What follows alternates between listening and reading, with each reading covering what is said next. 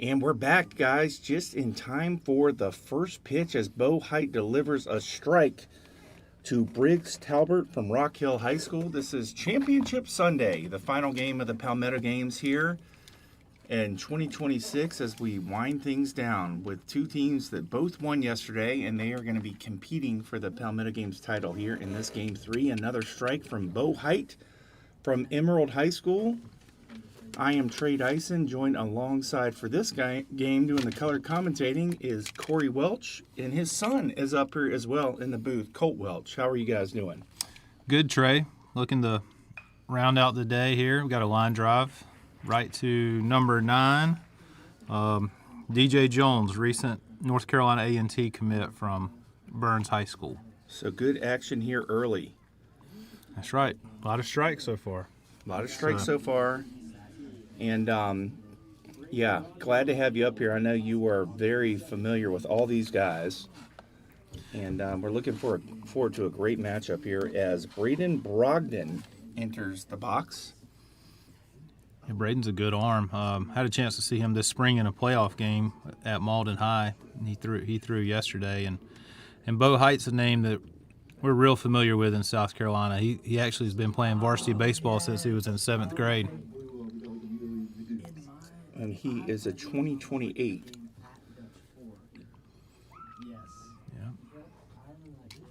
Yeah. This one bounced up there. Fastball's been up to 87.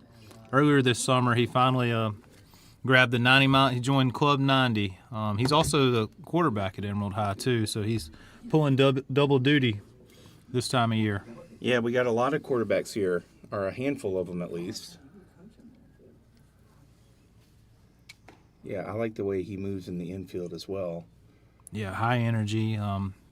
Very good defender in the infield. Can play some outfield. Kind of a, I'm sure college coaches, the versatility he has really helps his stock. 2-1 count to Brogdon. This one is taken low, so 3-1. Jordan Scott in the box. He had a big hit yesterday, I believe. Oh, I apologize.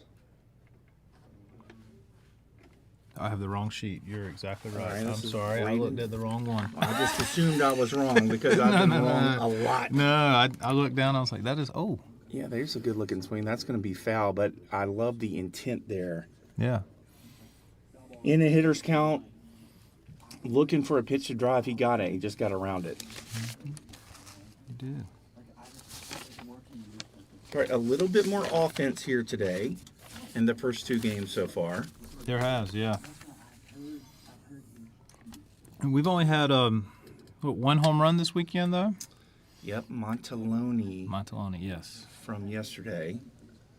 We've been waiting for it, Corey. We were waiting for another one. Oh. This one is elevated, and Brogdon goes down swinging. Bo Height, 2 up, 2 down for him. That's going to bring up Leo Modern. Go ahead, Coach. I was just saying that was just grabbed an 88 there. Modern also is a pretty good arm as well for Indian Land, which one of his teammates will be getting the ball for the Mideast team here in a moment. We'll talk about him as well, Liam Robertson. First pitch breaking ball there. Yeah, good-looking pitch. Called a ball. I will say from last year to this year, the zone is a little bit tighter. Yeah. I would say kind of in a good way. Yeah, in a good way. Especially as a hitter. Yeah, he definitely as a hitter, and, these guys are getting evaluated by college coaches.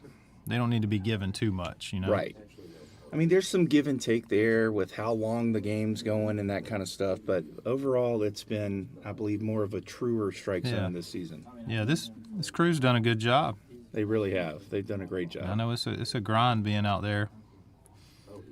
This one is spanked right back up the middle by Modern, so a 2-out single from him and a good piece of hitting.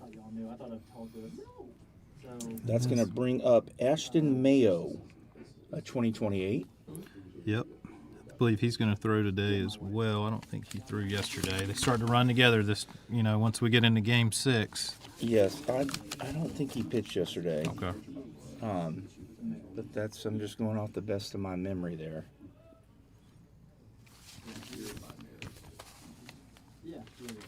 How about jump back? I just left the booth earlier, and then the Trey Lawrence. How about that ball he hit the center field? Very impressive. I'd say probably the best swing of the tournament so far. I agree. And I don't know how much this field feels huge. It does. And it is two high school hitters. Mm-hmm. And I followed USC Sumter a little bit this year. They're the college team. Yeah. Some of those guys made this park look really small. They did. I can't remember the name of the freshman they had. It's a unique name, but I mean, just college coaches and high school coaches this weekend were talking about him, and he put up like crazy numbers. Yeah, I think they had a couple guys that really were knocking balls all over the place in this park. So, and this is a great ballpark just in general. Yeah. You know, if you haven't been here, you can't really appreciate, you know, what a good surface it is. I mean, they had a ton of rain Friday afternoon. We didn't miss a beat. This one's hit hard out to short. That is Reese Israel making that play. So a good little first inning there from Bo Heights and some good swings from Team Gold. Yeah, good start. And so we are through one half of an inning. No runs on one hit. And we'll be right back after this to tell you about the pitcher for Team Gold.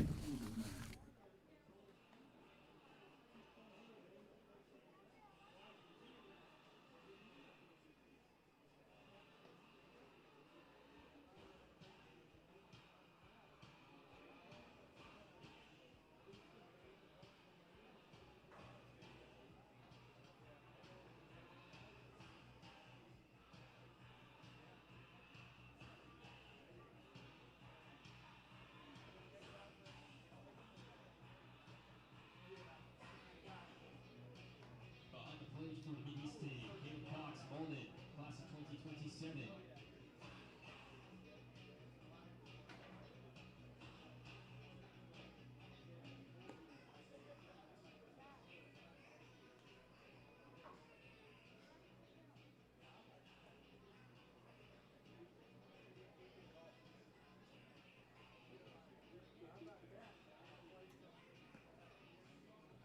Starting the mound for the Mideast team today, Lee Roberson, Indian Lands, class of 2027.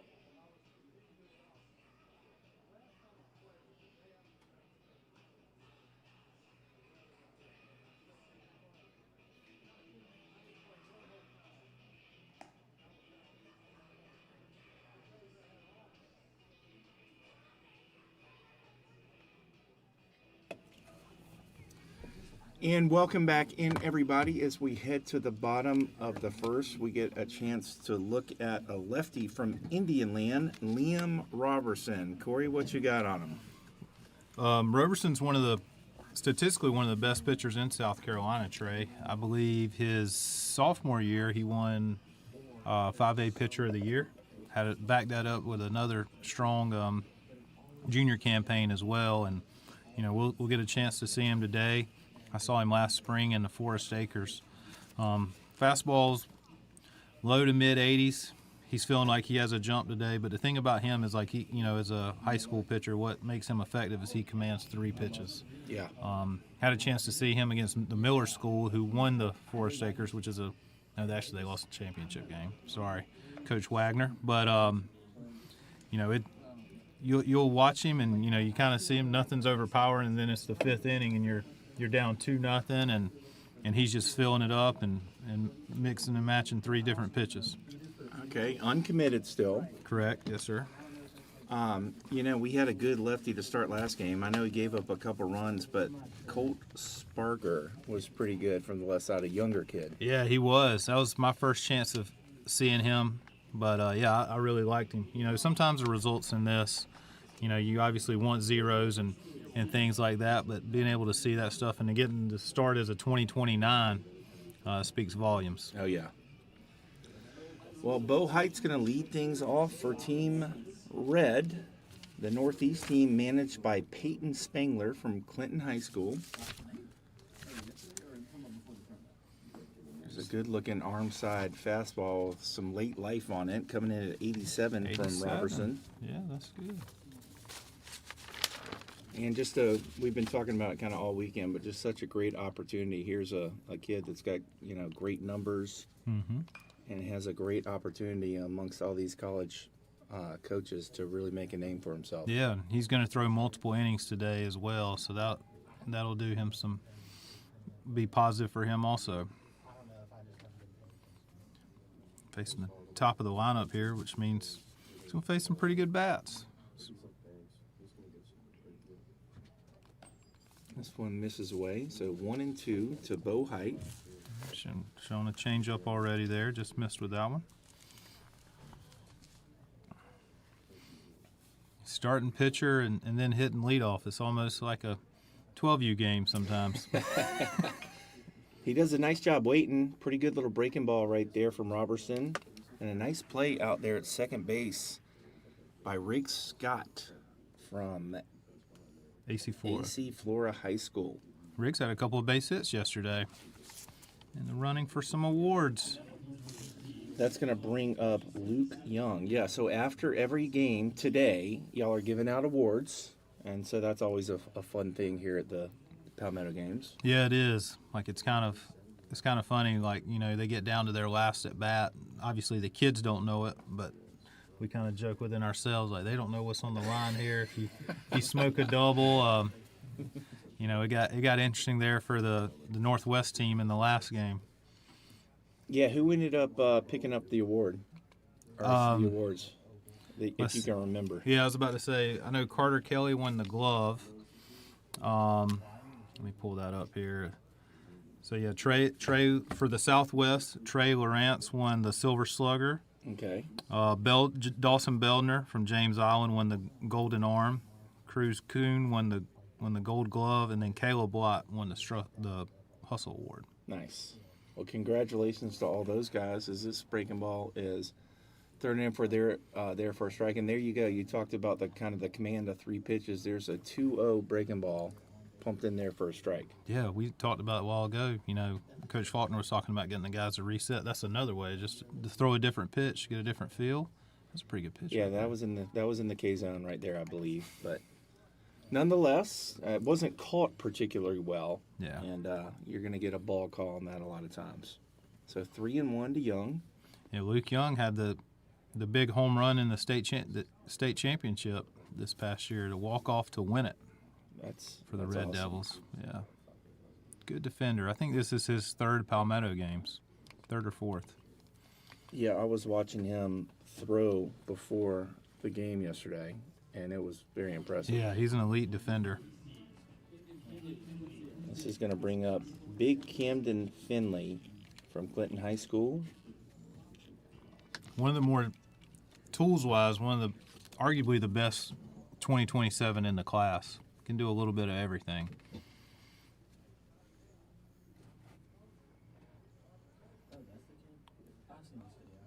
I remember, got a pitch here. Change it. Yeah, misses with the changeup there, falls behind 1-0. Yeah, when he was a freshman, in the upstate, we have our fall league, and he broke a record in the underclassmen game. I mean, he was 92 from the outfield. We usually don't have that when we're featuring a bunch of 8th and 9th graders. No, that's very impressive. He got to pitch here yesterday, too. He did, yeah. He was up to 91, I believe, last night. And then last year at this event, he was actually up to 94. So, good runner. Can do a little bit of everything. What has been the top bolt so far here? Do you know? Yeah, we have 94 has been the top. Braden Richardson, the South Carolina commit, yesterday, and then Andrew Mundy this morning was also up to 94. Yes, as well. Yeah, some talented arms for sure on display here at the Palmetto Games.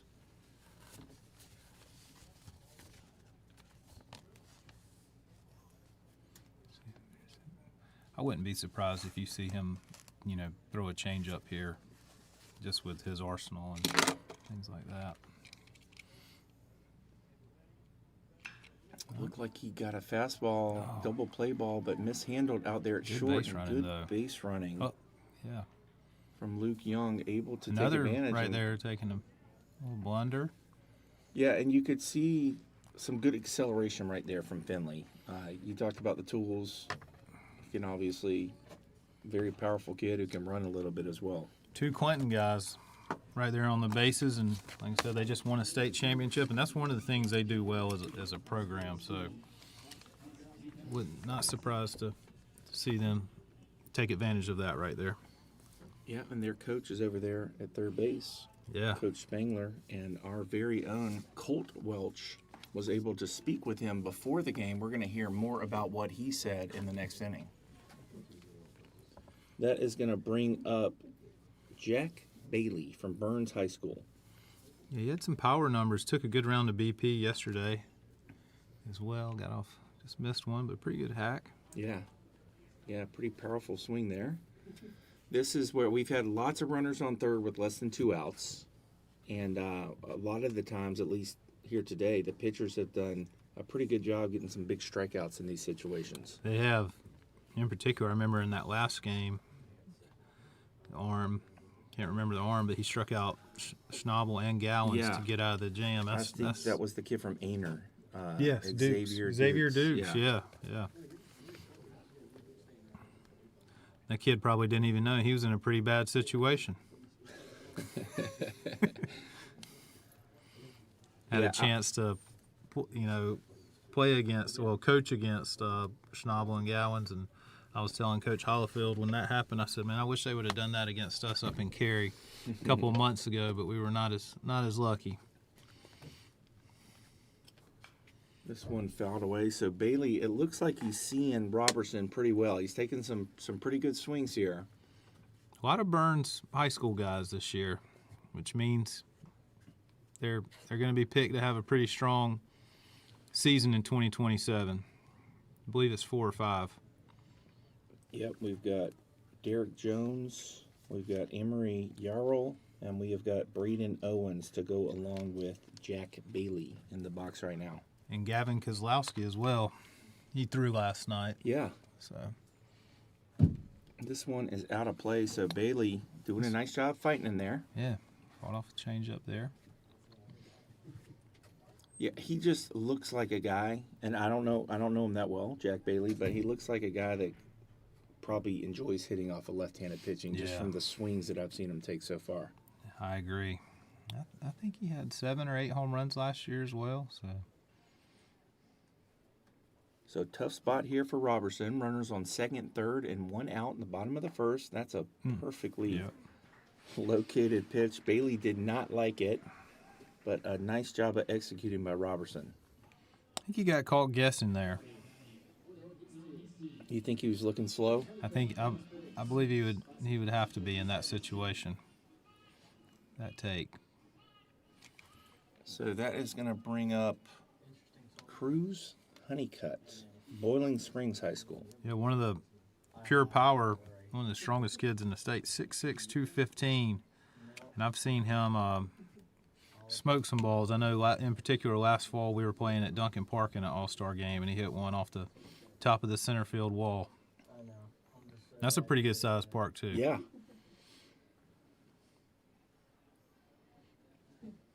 Here comes the 1-0. Fastball right there. Good pitch. 86. Yeah. He's been sitting 84, 86, grabbed an 87.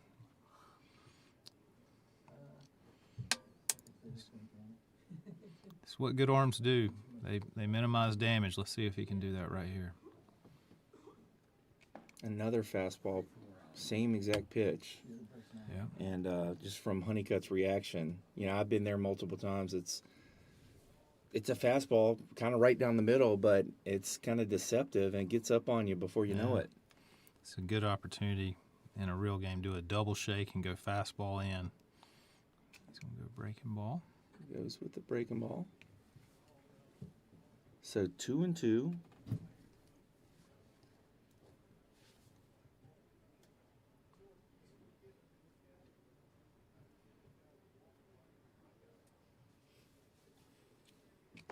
And blown by him. So 3 really good fastballs from Robertson to get out of trouble here in the bottom of the first. Strikes out back-to-back guys, Jack Bailey and Cruz Honeycutt, and we are through 1. We are scoreless. We'll be back.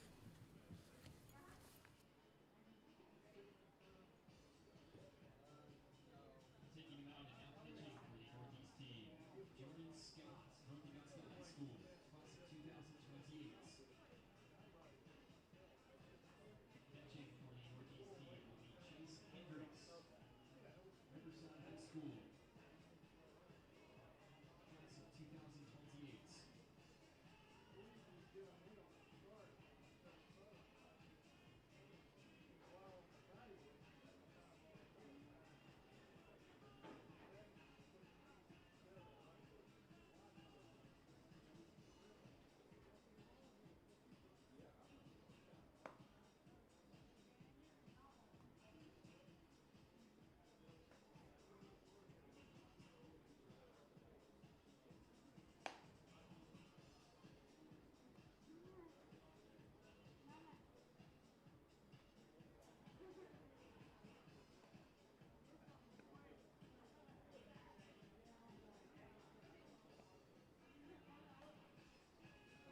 About 35, man. All right, welcome back in, everybody, as we head to the top of the second. Jordan Scott's going to be taking over for Team Red, but our very own Colt Welch was able to catch up with the gold manager, Travis Collier, from Fort Mill High School before the game. And Colt, what did he have to share with you?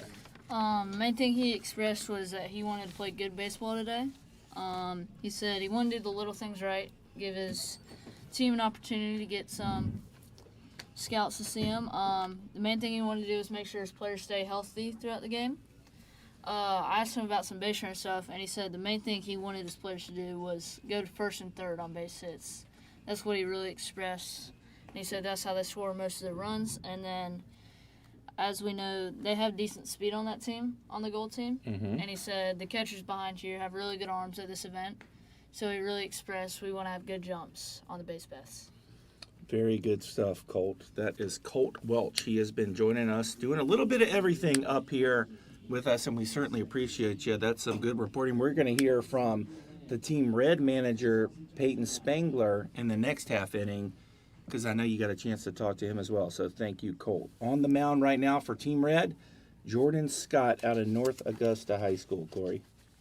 Yeah, Jordan, we talked about earlier whenever I had that mishap. He had a big hit yesterday, but a pretty good arm coming back from injury, but he's been healthy this summer, starting with the 85-mile-an-hour fastball right there.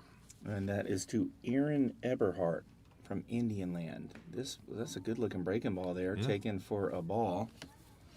Coach Collier, this is his, I believe, his second championship game on this field in 3 weeks. They fell short to Florence the other week here. He was the Legion coach for the Fort Mill team. Okay, yes. I remember when I was coaching with Coach Faulkner at Blythewood, always having some really tough matchups against his Fort Mill teams. Yeah, there was a time there where they had a stable of arms. This one chopped over to third and get a chance to get a good look at the arm strength there from Mr. Jones over there at third base, who retires Eberhardt with a 5-3 put out. We've had to say his name a couple of times over there at third base today already. Yep, Derek Jones, Burns High School, North Carolina A&T. That's going to bring up Caleb Cox. Yeah, and he was a late ad on Friday afternoon. We needed a catcher on the team with a couple of catchers that went down, and he's from Malden High School. Had a chance to talk with him on the phone at 6 o'clock on Friday night, and he was here at 9 a.m. What a great opportunity. I like to hear that, too. And he was real appreciative of it. Good player. So, plays with a lot of energy. Pretty quick arm here from Jordan Scott out of North Augusta. Some pretty good arms just overall in these Palmetto games. The stuff has been, I know it hasn't been perfect. There's been quite a few walks, and there you see a hit by pitch, but I don't know if let's see, has he got a guard on that? No. Yeah. He might have had an elbow guard. Yeah. That one looked like it kind of got him in the forearm, maybe. I don't know. At first I thought he just didn't want to, I think it did sting him. We talked yesterday before the game, in the game setting, you have to take the base when you get hit, but if the ball's coming at you, get out of the way. Okay. So. Yeah, it is. It's pleasant to see guys not intentionally trying to get hit by the pitch. Yeah. This brings up Colt Babick, very talented player. College of Charleston commit going at Hammond High School. He's got a lot of tools. Yeah, I really like his bat speed. This one is outside for a ball. Double-digit home runs at Hammond this year. And Scott, it's a name we're familiar with. I remember he came to our fall showcase when he was in the 8th grade. Cox was having some trouble over there. Yeah, it looks like Caleb Cox is going to come out of the game to get attention to where he got hit by the pitch. Hope he's okay. That's going to be Briggs Talbert coming in to run for him. So hopefully Caleb will get a little TLC over there and be ready to go very soon. Here comes the 1-0 to Colt Babick. Well-located pitch on the outer half. Babick swings through it. I believe he committed to Charleston just this summer. Yep, it was very, very quickly after Monty Lee was named as the coach over there. Okay. I think they had a relationship, with his time at South Carolina, and just made perfect sense for Colt to go to College of Charleston. Yeah. Ran into him in Atlanta this summer. He plays for the Bolts. They had a good run in the playoffs of WWBA. There goes the runner, another swing and a miss, and a great throw down there, man. Yeah, and I was waiting for an obstruction call there.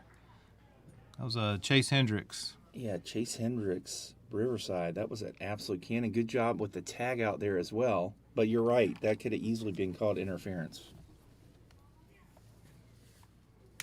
Now he's one pitch away from getting out of the inning. That's right.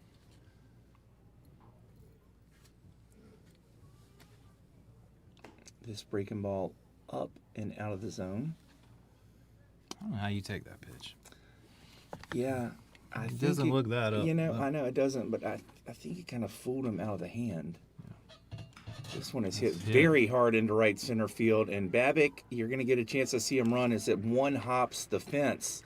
He's at second. He's going to come standing into second. Very nice job of hitting right there from Babick. That ball was hammered. That was. Got a 4-7 on the turn there, and I think the way that ball ricocheted off the wall prevented him from getting a triple. Absolutely, yeah. and they did a nice job getting out there in center field. I think I don't know who. It's hard to see who's out there, but they got to it quickly. But that was an impressive swing from Babick. Yeah, right off the bat, I saw the right fielder playing a little shallow. Colt, you would have been playing there too, right? We got to defend the flare. Got to take away those hits for those pitchers. And this is Dylan Hernandez from AC Flora High School, another College of Charleston guy. Yeah, this spring he was one of my favorite players to watch. Yeah, they had another great season over there at AC Flora. This one is hit hard to left, high in the air, deep, going back. That ball is out of here. It is. And I was actually going to bring up, I saw him hitting the home run derby in Georgetown, and he put on a show. He hit several of those. Well, he got one here. That's the second home run of these Palmetto games. And back-to-back really hard-hit balls. 2 balls driven extremely well. One from Babick and that pull-side home run from Dylan Hernandez. And Team Gold is off to a 2-0 lead here in the top of the second. A little 2-out rally there. Very impressive. Very impressive hitting from Team Gold here. And the big thing there, maybe later in the game you don't see is the guy getting thrown out at second there. Or that would have been a 3-run inning. That's right. So this is Hudson Riordan, P27 Academy, and this is the third player in a row from Team Gold going to the College of Charleston. That is. Trey, I got a question for you. Yes, and sir. I see this all the time now. What are your thoughts on, he threw Hudson right there, a first pitch changeup, and Hudson looks in the dugout and tells him, does the signs of a changeup, a breaking ball. I hate that, personally. I couldn't stand that. I remember, when I was working at North Greenville, and they started doing that, and I was like, wait, are we being serious right now? But it's just what people do. And, Yeah. whatever. I mean, they're going to do what they want to do. And there's someone over there in the dugout that is tracking pitches. Yeah. And they do want that information to be correct as this one's chopped on the ground out there to short. That's a nice looking play over there from, I believe that that was is Jarrell. Emery Urell from Burns High School. Yep. And Hudson Riordan goes down on the 6-3 put out. And we'll stay right here and finish up that conversation. But what are your thoughts on that? Well, I agree with you. And the thing that what trips me out is, I get it at the beginning of the AB or, first time through. But when I see kids do it in like the third or fourth inning after like his 20th breaking ball, Right.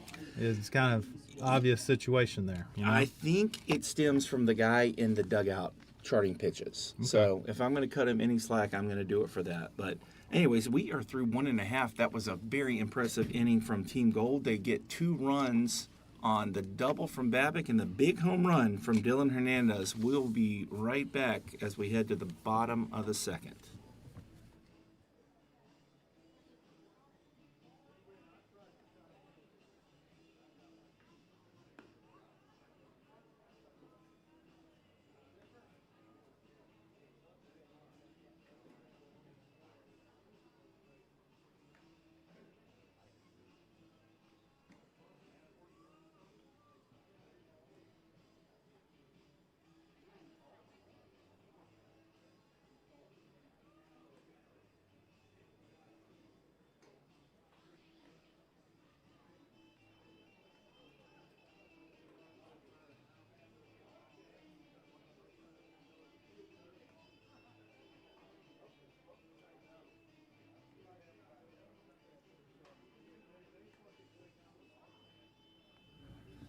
And welcome back in, everybody, to the Palmetto games, the last game here of these Palmetto games, the deciding factor for who is going to be the champion. Team Gold versus Team Red. Team Gold off to a 2-0 lead.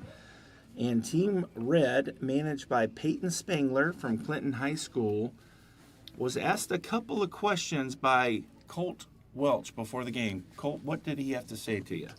I believe yesterday they played pretty good. He said the main thing that they noticed they did is they attacked the zone with strikes, and he was just centering his entire pitching staff to just attack. Early in the count, late in the count, middle of the count, doesn't matter, just keep attacking. And he really wanted his hitters to be aggressive this game. Mm-hmm.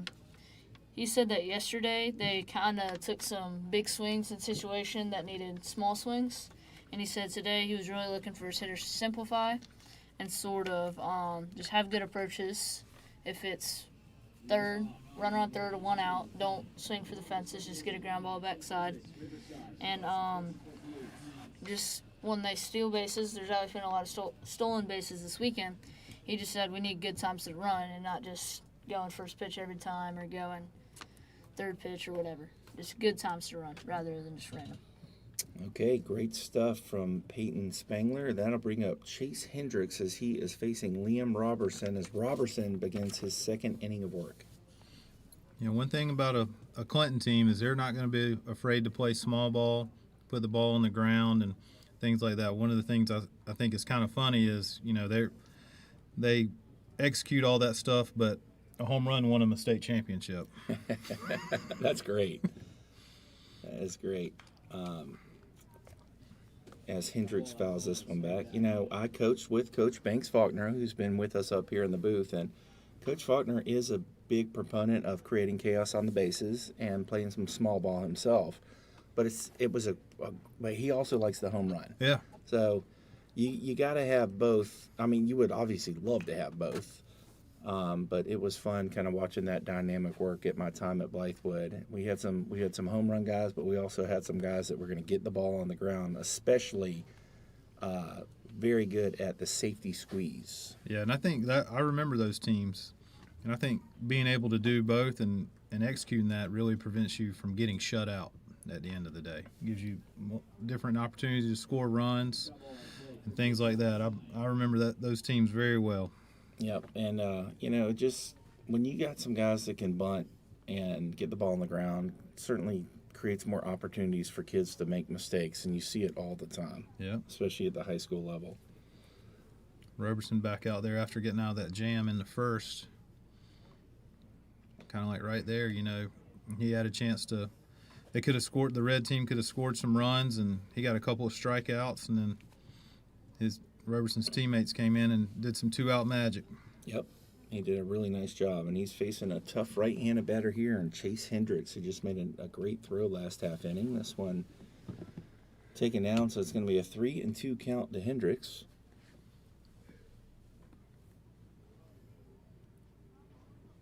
So when you were making this roster for Team Gold, was it, I'm assuming it's no accident that you put 3 College of Charleston commits as the first 3 batters of the game? That is correct, Trey. Yeah, I like that. Yeah, look at the guys, especially at the top, which today I noticed, which I had no problem with this, Coach Collier elected to just pick up where they left off yesterday.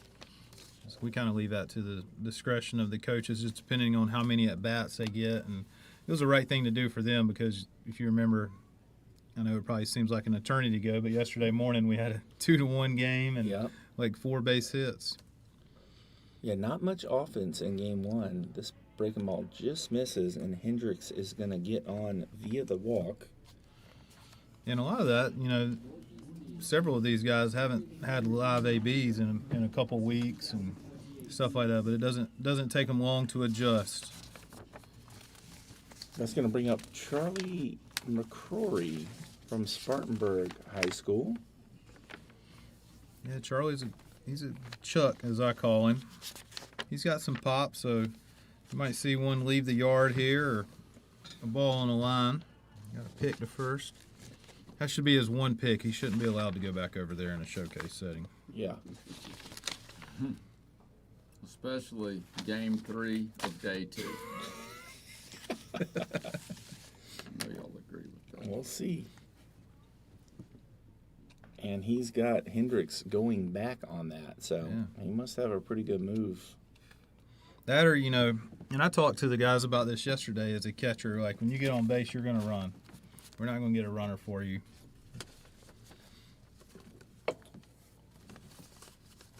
Yeah. Play NAIA ball, you got to run. I did not know that until Tyler Miller told me. They That do is have correct. courtesy runners in NAIA. They do. I remember that when I was at Anderson, that was always when we played Southern Wesleyan at the time was an NAIA school.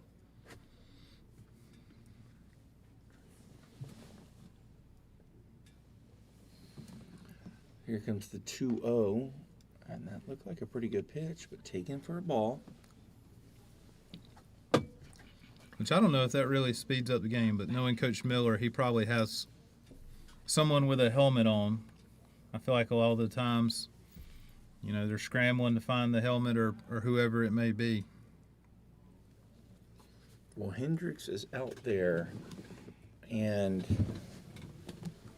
we're going to have back-to-back walks here. So McCrory walks after the Hendricks walk, and Team Red is going to get a chance to make a comeback in this game as a guy's name we have called already a couple times, Derek Jones, Burns High School, the North Carolina A&T commit, is going to get a chance to hit with runners on first and second.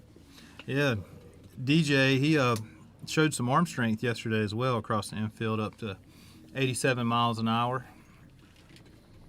He had a good, strong junior season. Like I said, we talked about earlier with this, a lot of Burns guys here, so they're going to depend on him to make a run this spring.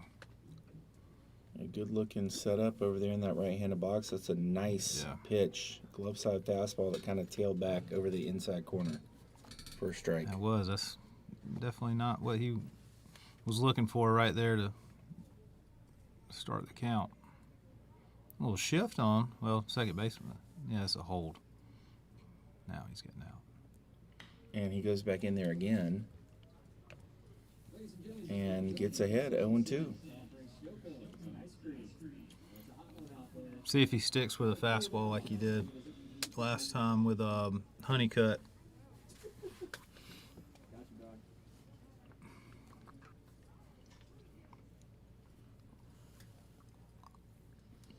Here comes the 0-2. This one kind of leaked out over the plate a little bit. Yeah. But in that It's a little 0-2 behind. count, hitters are going to be defensive. Yeah.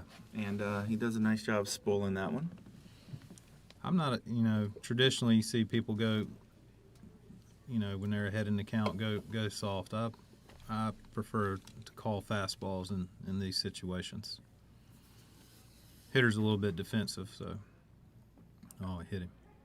Yeah, he looked like he almost wanted to offer that pitch, but ended up breaking late and hitting Jones. So lots of action here for Team Red. 2 walks and a hit by pitch. That's going to bring up Emery Yarl, Jones's teammate at Burns, and he's got a chance to do some damage here early. Yeah, and yesterday he turned in one of the fastest 60 times. It might have been the fastest actually. 6.48. Wow. That is moving. Yes, and just some really good tools on display all the way around. Lots of fast guys here at this There event. was, yeah. In particular, in the 2 teams from the upstate, I was real impressed with. Oh, we may This have one out over a the plate, hit out to play- right the plate here. field. Get some momentum coming home. Hendricks tags. There's the throw home, Oh. and I think Hernandez. He heard cut 4 a little late, but I think knowing your runner there yeah. would have maybe helped him immediately throw that ball home. I agree, and almost could have let it go from our angle too. Yep. It looked like it was on line, and with Talbert's arm strength, that was a perfect recipe for a double play. That was Briggs Talbert out there with the strong throw. And as a first baseman in that situation, I want to get as much depth as I possibly can get to really see that throw for as long as I can before making that decision. There goes the runner. And he's as from the windup. Robertson was pitching out of the windup, so Jones, good heads-up base running. But nice sac fly right there from Emery Yarl. That's exactly what Coach Spangler was telling you before the game about, hey, not trying to do too much with that runner on third in less than 2, getting that RBI. So very nice job. Yeah, and sometimes there, Trey, you got Bremer at first and a catcher he's not familiar playing with. Sometimes the language is a little different Right. and things like that. But definitely want to let that ball go. And this is Jamison. Kimbrell, Kimbrell. yeah. Good hitter. Always puts the barrel on the ball and was a big piece of Dorman's success last spring. Probably have a little higher roll. I think he hit towards the bottom of the line. Uh-oh. Mound visit here. First mound visit of these Palmetto games. I don't know if this is. I don't know if he's worried about him or just giving him a Yeah. breather.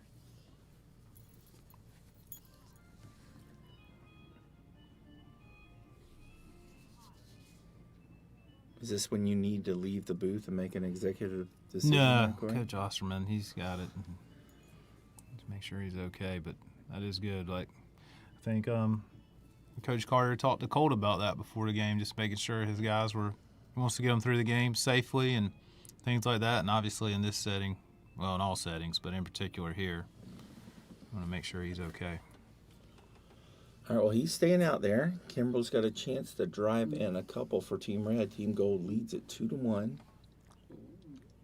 That's just a beautiful fastball. It looks like he's got a really, really good glove side fastball. He does, yeah. Again, another tight situation for him. Let's see if he gets out of it. This one rides in on Kimbrell, gets in on his hands. Does a nice job kind of evening things back up to make it a 2-2 count. One of the good things about Kimbrell right here is just the type of player he is. If you're coaching him, more times than not, he's not going to strike out right here. He's going to put a ball in play and make a defender make a play. Got a shake. Here comes the 2-2. And yeah, you could just see from the take right there, not a much of movement. He's going to let that ball travel.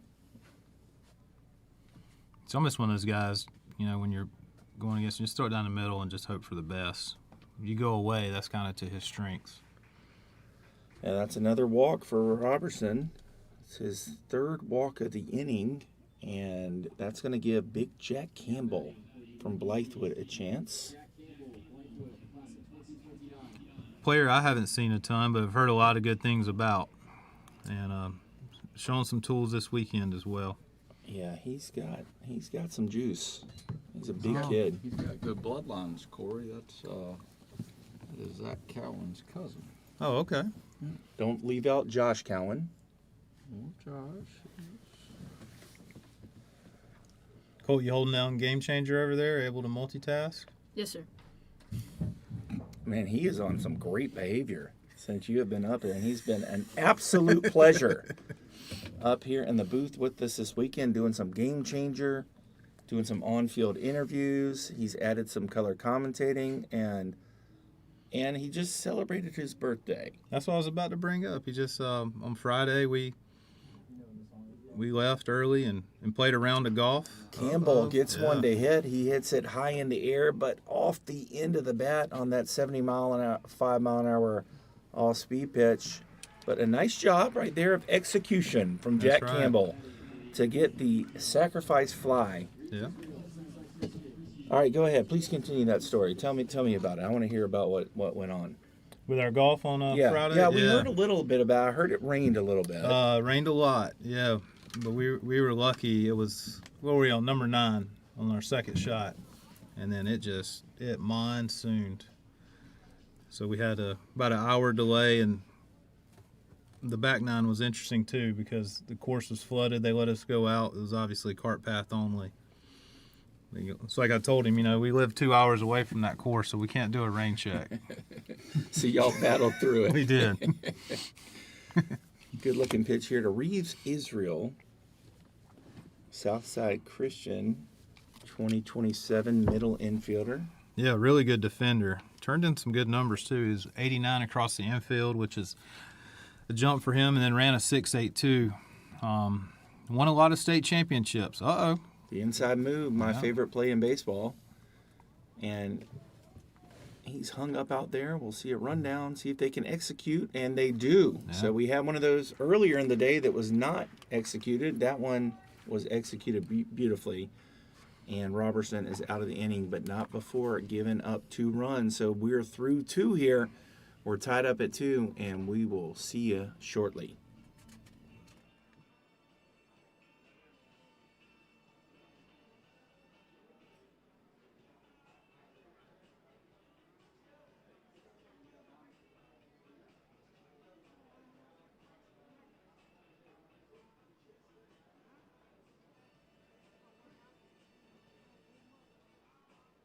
Taking the mound and now pitching for the Northeast team.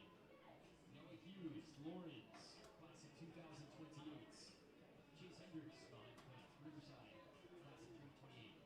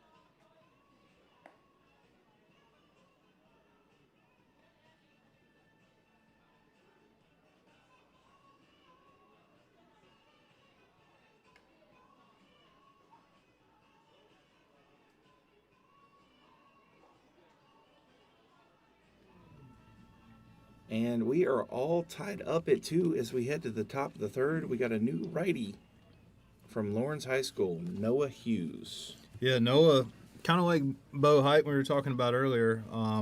He's had a ton of experience. Even though he is a 2028, he threw on the varsity level as an 8th grader. He'll show a pretty good breaking ball today, too. He actually just finished up with I think it's called the Senior League World Series team in Easley. So he was able to throw an inning. Different. Is that different than Legion? That is different than Legion. Yeah. Okay. Yeah, it is. It's kind of like the Little League World Series, Right. but it's for 16U. They have that in Easley. And they've got that big complex out there. They do. Too. Yeah, JB Red Owens. Yeah, it's a nice place. We use it a lot in the fall. He is facing Rohan Bremer, another standout player from AC Flora. Yeah, Bremer, every time I see him, he hits. So I know at the beginning of the year, I saw their first game of the year against Chapin. He was 3 for 4 that day.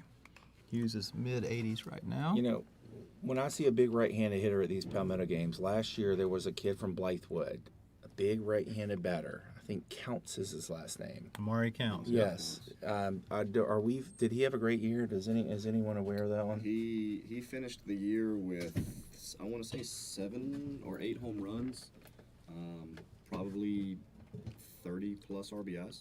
Okay, for that the is. Bengals. Yeah, and he's in a meeting right now. He's at Flodar. He's at Flodar, and Coach McDonald said he had to leave to they're moving in today to have a player meeting. So Okay. All right. Well, good luck to him. I thought he was outstanding. An outstanding hitter. arguably last year probably the best power hitter from the right side, not named Marshawn. Here comes the 2-2. This one stays back nicely. And Bremer, like you said, Corey, all you do is you see him hit. There's another one right there. Yeah, and I remember 2 years ago, I guess that was his sophomore year in the Forest Acres. I mean, he was just going off. That is going to bring up number 5 for Team Gold, Noah Layton from Nation Ford. Yeah, Layton's a good-looking kid. I was actually about to say very personable kid, shaking the hand of the umpire there, which is good to see. Can do that in this setting, but a 6'5" runner from Nation Ford.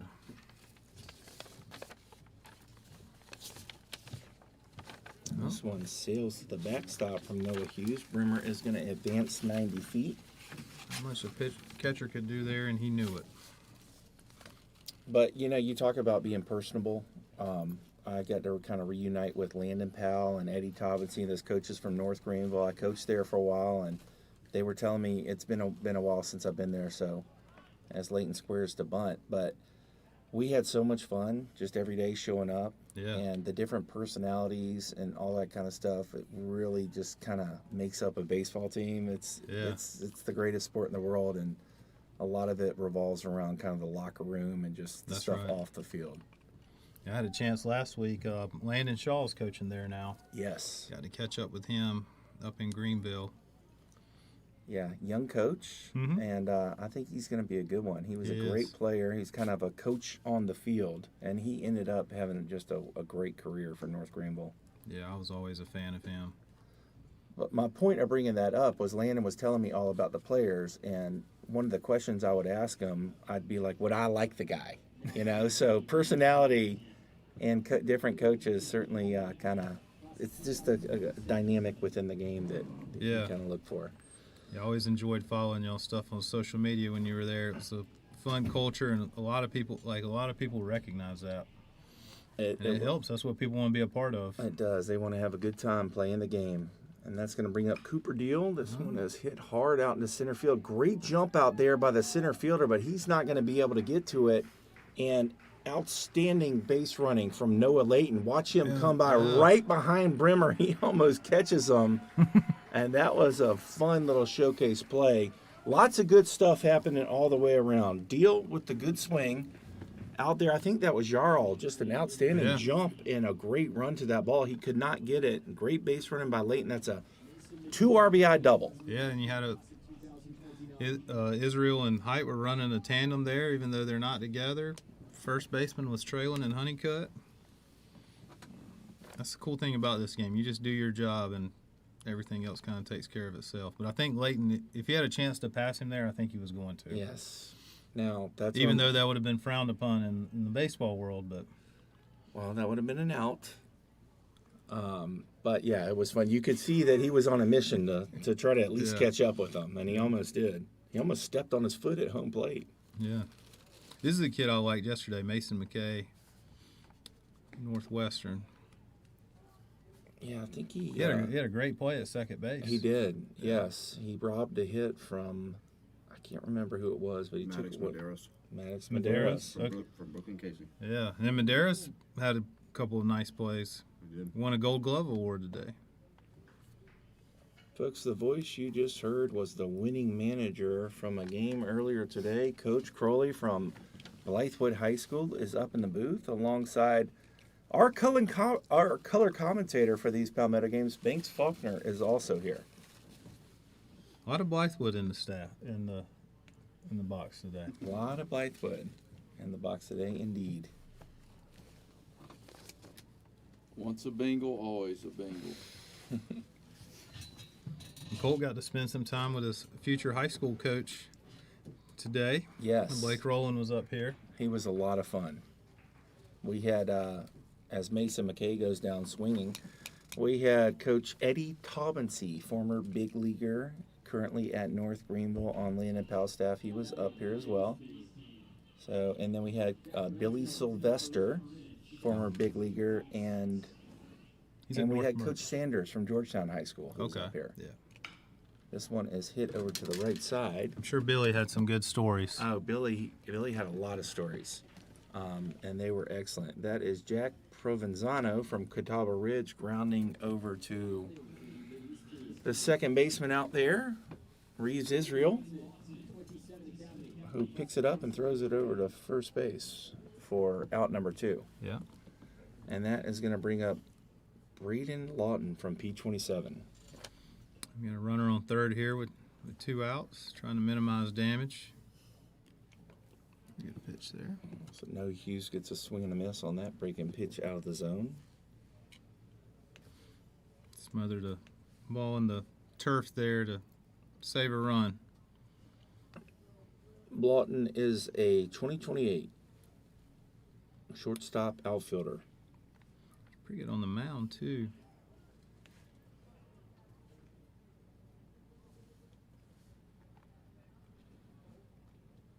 Four to 2 here. Team Gold leads it. I think we've been lucky this weekend, Trey, is hadn't had to fight any weather.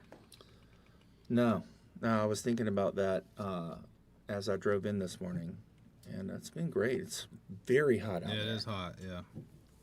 I'd rather deal with that than I think last year we had some delays and coming up with plan Bs and Cs and This one is hit out to right field and hit pretty well. Right fielder going back. Had to go back a while, but does a nice job recovering. That's Charlie McCrory out there from Yeah. Spartanburg bringing it home. And Noah Hughes gets out the inning, but not before giving up a couple runs. Team Gold already 5 hits in this one through 3.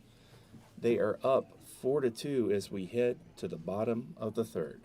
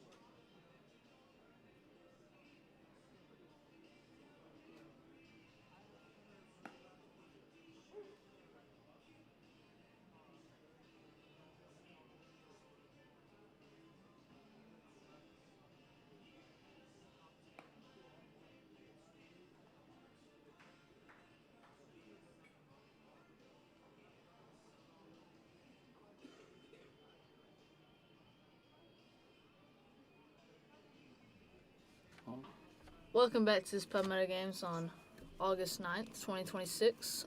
We're in the bottom of the third inning. The Mideast Gold versus the Northeast Red. Leading off is Reeves Israel.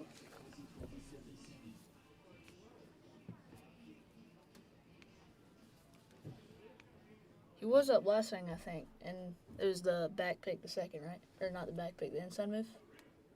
He was in the box. Yeah. Yeah. Yep. Yeah, because we were talking about him earlier. Got a new arm here, Leo Modern from Indian Land, who is a 2029. He threw a lot for the Warriors this past year. Colt, Yep. did you get a chance to see them this spring? Did you ever? Indian Line? Yeah. I did not. I did not this summer. I did hear about him a lot, though. I'm going to ask you a question, Colt. You went to a few games last year. What was your favorite team to watch during the high school season? I mean, probably when Carson Bowman pitched for Southside Christian. I mean, one of the best arms I've ever seen, probably. Yeah. I mean, 4 pitches that he can command. Lefty, 94 probably. Sits Yeah. around 94. Yeah, 94. You and him are pretty good friends too, right? Yes, sir. Didn't you exchange a couple of texts with him on draft day? We did. We even picked up something. Oh, yeah, I got his glove. Yeah. Yeah. That you almost misplaced last night. Almost did. You almost did, yeah. I almost did. It's too focused on Game Changer. Yeah, you got to take that up with Mr. Austin. Full count for Reeves Israel. Isn't he a jailman kid? Southside Christian. Southside Christian. What you throwing here, Colt? Probably fastball. I mean, you don't want to lead off walk. And there's a lead off walk.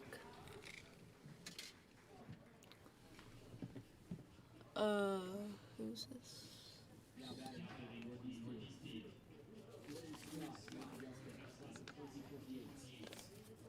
Yeah, Jordan Scott here. He threw earlier today. Didn't he throw pretty well? He gave a couple of runs. I know he had a big hit yesterday too. Yeah, he did. Pretty good lead by Israel over there.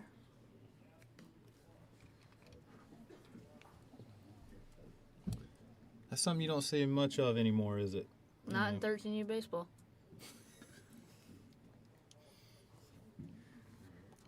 Looking to run right here. Throws close. Calls ball, and he calls him out. Wow. Yeah. I think he got him. You think he did? I didn't think he had him. It was a good tag and a good throw, though. Yeah. He was a catcher there. That is number 11. No. Up number 14. Number It's tricky to tell, yeah. Braden Owens from Burns. Very nice. I should put that in. Red catcher, too. Throwing out his own teammates, I guess, whenever Yeah, I the did. Cox kid got hurt earlier. You had to.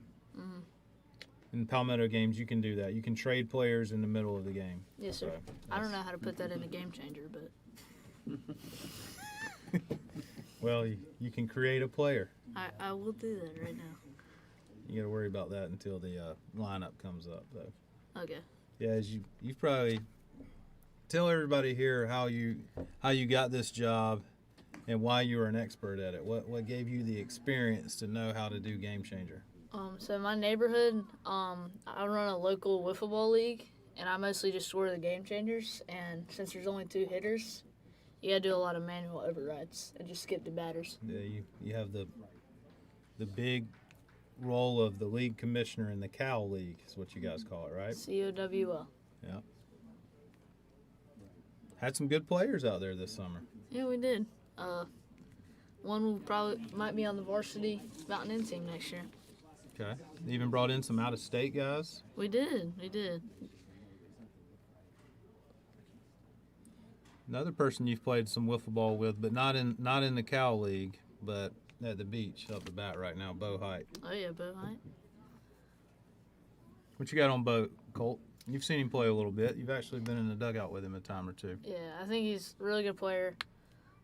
Probably one of my favorite sophomores in the state. In the Emerald City Classic, I thought he did a really good job down there. I think he hit a couple doubles while we were there. He did. He Now did. that you say that, yeah. It's a ball or a double according to the coaches down there. That's right. That is their saying. I forgot about that day. They were playing 96. Got a 2-0 count here. Looking for something he can drive in the gap right here.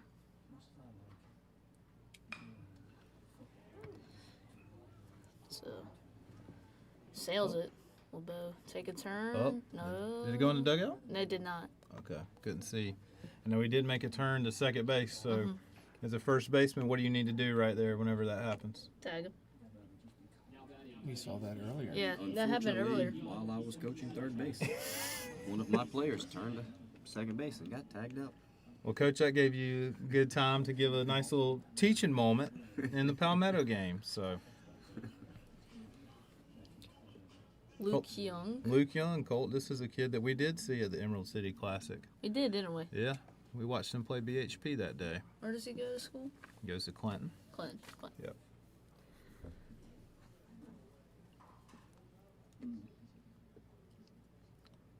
2 runs for the red team, but only 1 hit so far. Yep.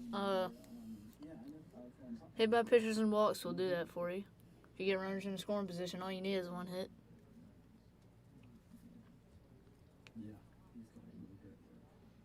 One pitch here. I think Bo just did a fake steal over there. Maybe trying to collapse the middle infield. Could be. It's a strategy that I've seen you use a time or two on a baseball field, right? Yes, sir. Little hit and run action. If they continue to collapse, what do you do? Keep doing it. I mean, this is beautiful baseball talk right here. I'm loving every second of it. And then sometimes, He when just they- gave a sign. He touched his helmet. He did. We relaying pitches. Is Bo Yeah, out there he- relaying pitches? He did. I mean, he went like that. So I mean, it's got to be a sign or something. Okay. Let's take a look at that right here on this pitch. I mean, Bo's an IQ guy. That may be something that Yeah. we talk about. By his lead, I mean, if you're that far out, you could easily see into the catcher's position. Yeah, you're not afraid to do that on the field. So No, all the sir. viewers watching know if Colt's on Look, base. he just Yeah, did he one. It's did. probably fastball. Uh-huh. He did one. He did like 3 last time. He went like. Okay. But yeah, to y'all's point that y'all were talking about the first baseman and doing the fake steal and getting the middle infield to collapse. As a former first baseman, one of my pet peeves was when everyone in the ballpark would yell "runner" prematurely. Yep. He's he gonna made take a turn? Yeah. So when everyone yells "runner," that's going to alert everybody else to, or whoever's covering to cover. Yeah. And I only want one person yelling it, and that's right. the first baseman. You got to train them properly, and they're going to be the ones that are going to be able to actually tell you if that guy's going. And that's something you don't really see a lot of anymore is a communication from a first baseman, to be honest with you. Yeah, well, because everyone in the dugout and everyone in the stands starts yelling "runner." Got Not a bad pitch, though. Camden Finley up in the box here. We spoke on him earlier about his tools, so see if you can get a little 2-out hit here. Yep. Why don't you explain to our viewers what a tool guy is for those who don't know? Well, that's a good question, Coldest person. Camden's a kid that has power. He has speed, arm strength, just all the tools to be successful in baseball.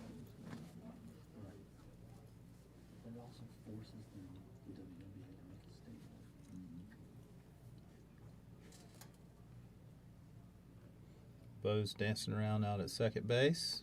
Pitch to the plate. It's a good pitch. Not a bad pitch at all. As Trey likes to call those river strikes.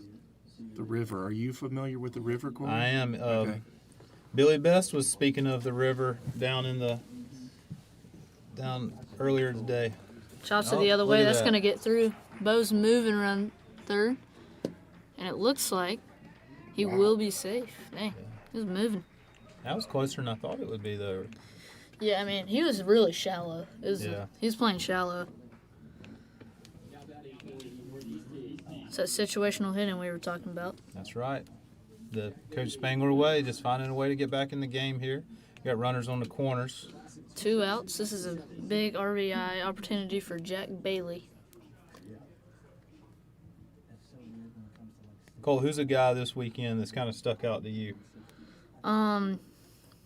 For a pitcher, I think is number 15 for the blue team, Trey Johnson. Let's see. Yeah, he really. Yeah. He liked, I really Yeah. liked him. You like I mean, him? Yeah. no walks, no strikeouts, no hit by pitches, just 10 pitches, 3 outs. I mean, Yeah. if you pitch to contact, you're going to get out somehow. Yeah. Got a runner in motion there. So, It's a Clinton way, guys. He was moving right there to get to third and break a stride. so if we score that in game changer, we're going to go a bit safe. Is that a defensive indifference? No, that's a stolen base. Stolen base, yeah. Was that Straight- okay. Yeah, that was a straight stolen base, yeah. And then you're probably going to give an error on the throw if you want to. Fielding error, catcher. Here are viewers and viewers/listeners here getting game changer updates while following the game. I don't know. Run a good Two- business here, DP. You know, they hire good people. Yeah. Barrels that. It's right to 5-5 hole. Grab the lead here. It's their first lead of the day for the Northeast. What's been your favorite of the weekend? You've had a busy weekend this weekend. What's topped the list for you so far? Like, for Palmetto games? Yeah. Oh my lord. I'm sorry. Yeah, I don't know what just happened. He just spiked it 20 feet in front of him. He's going to go all the way to third standing up. Yeah. Uh, I'm a little blocked there, but that's a good learning moment for you there. Is you got to keep your eyes on the field. You never know what may happen. yep. So I don't know what happened either, to be He, honest. like, literally, when he threw it, it's like, you remember that pitcher that kept, like, throwing it and came out of his hand early? Yeah. It's like, literally, just happened the same thing. Okay. I still don't know how that pitcher did that. Yeah. Yeah, earlier today in game 1. Yeah, game 1, yeah. I don't know how, was it a Alex Mundy? balk? Yeah, Andrew Mundy. So yeah, he had a great arm, Yeah. but that ball was kind of slipping out of his hand. It happened on multiple occasions. We actually saw a ball slip out of a catcher's hand as well. At one of the games, they're all kind of running together, but Yeah. Oh, Oh, it just got inside of him a little bit. Skied, though. And that is the inning. We'll stay on for now, but probably my favorite part of Palmetto games, I always like the workout section. I mean, 60s, I like doing the stopwatches, timing that. Shagging is obviously one of my favorite parts. Getting some good reads for high school hitters. yeah. Being able, what I really like to do, if it's a line drive, I like to recognize the spin and then see what the ball will do when it hits the ground. That's why sometimes I'll just let line drives fall, because one day in a game, if that ball has top spin, I'm going to treat it differently because of that. I've been like doing commentating. That's been one of my favorite parts. I've enjoyed this. Yeah. So yeah, That's good. Yeah, that's actually a really good point right there to talk about, you know, especially in the outfield of letting balls drop. You know, that's not something that 13 or 14-year-olds talk about whenever they're Yeah. shagging, but that's a good point. who we got on the mound now? Number 23? We do. This is Hunter Morris from Woodland High School. Sometimes, you know, this is a Northeast team. You know, we're constructing these rosters and things like that. We tried our best to keep them in the geographic region, but, you know, Woodland's in the Dorchester County, which is not near, you know, where these guys hail from, Greenville, Spartanburg, but gives him an opportunity to get on the field and get exposure. But a good arm, 2027, 6'3", 200.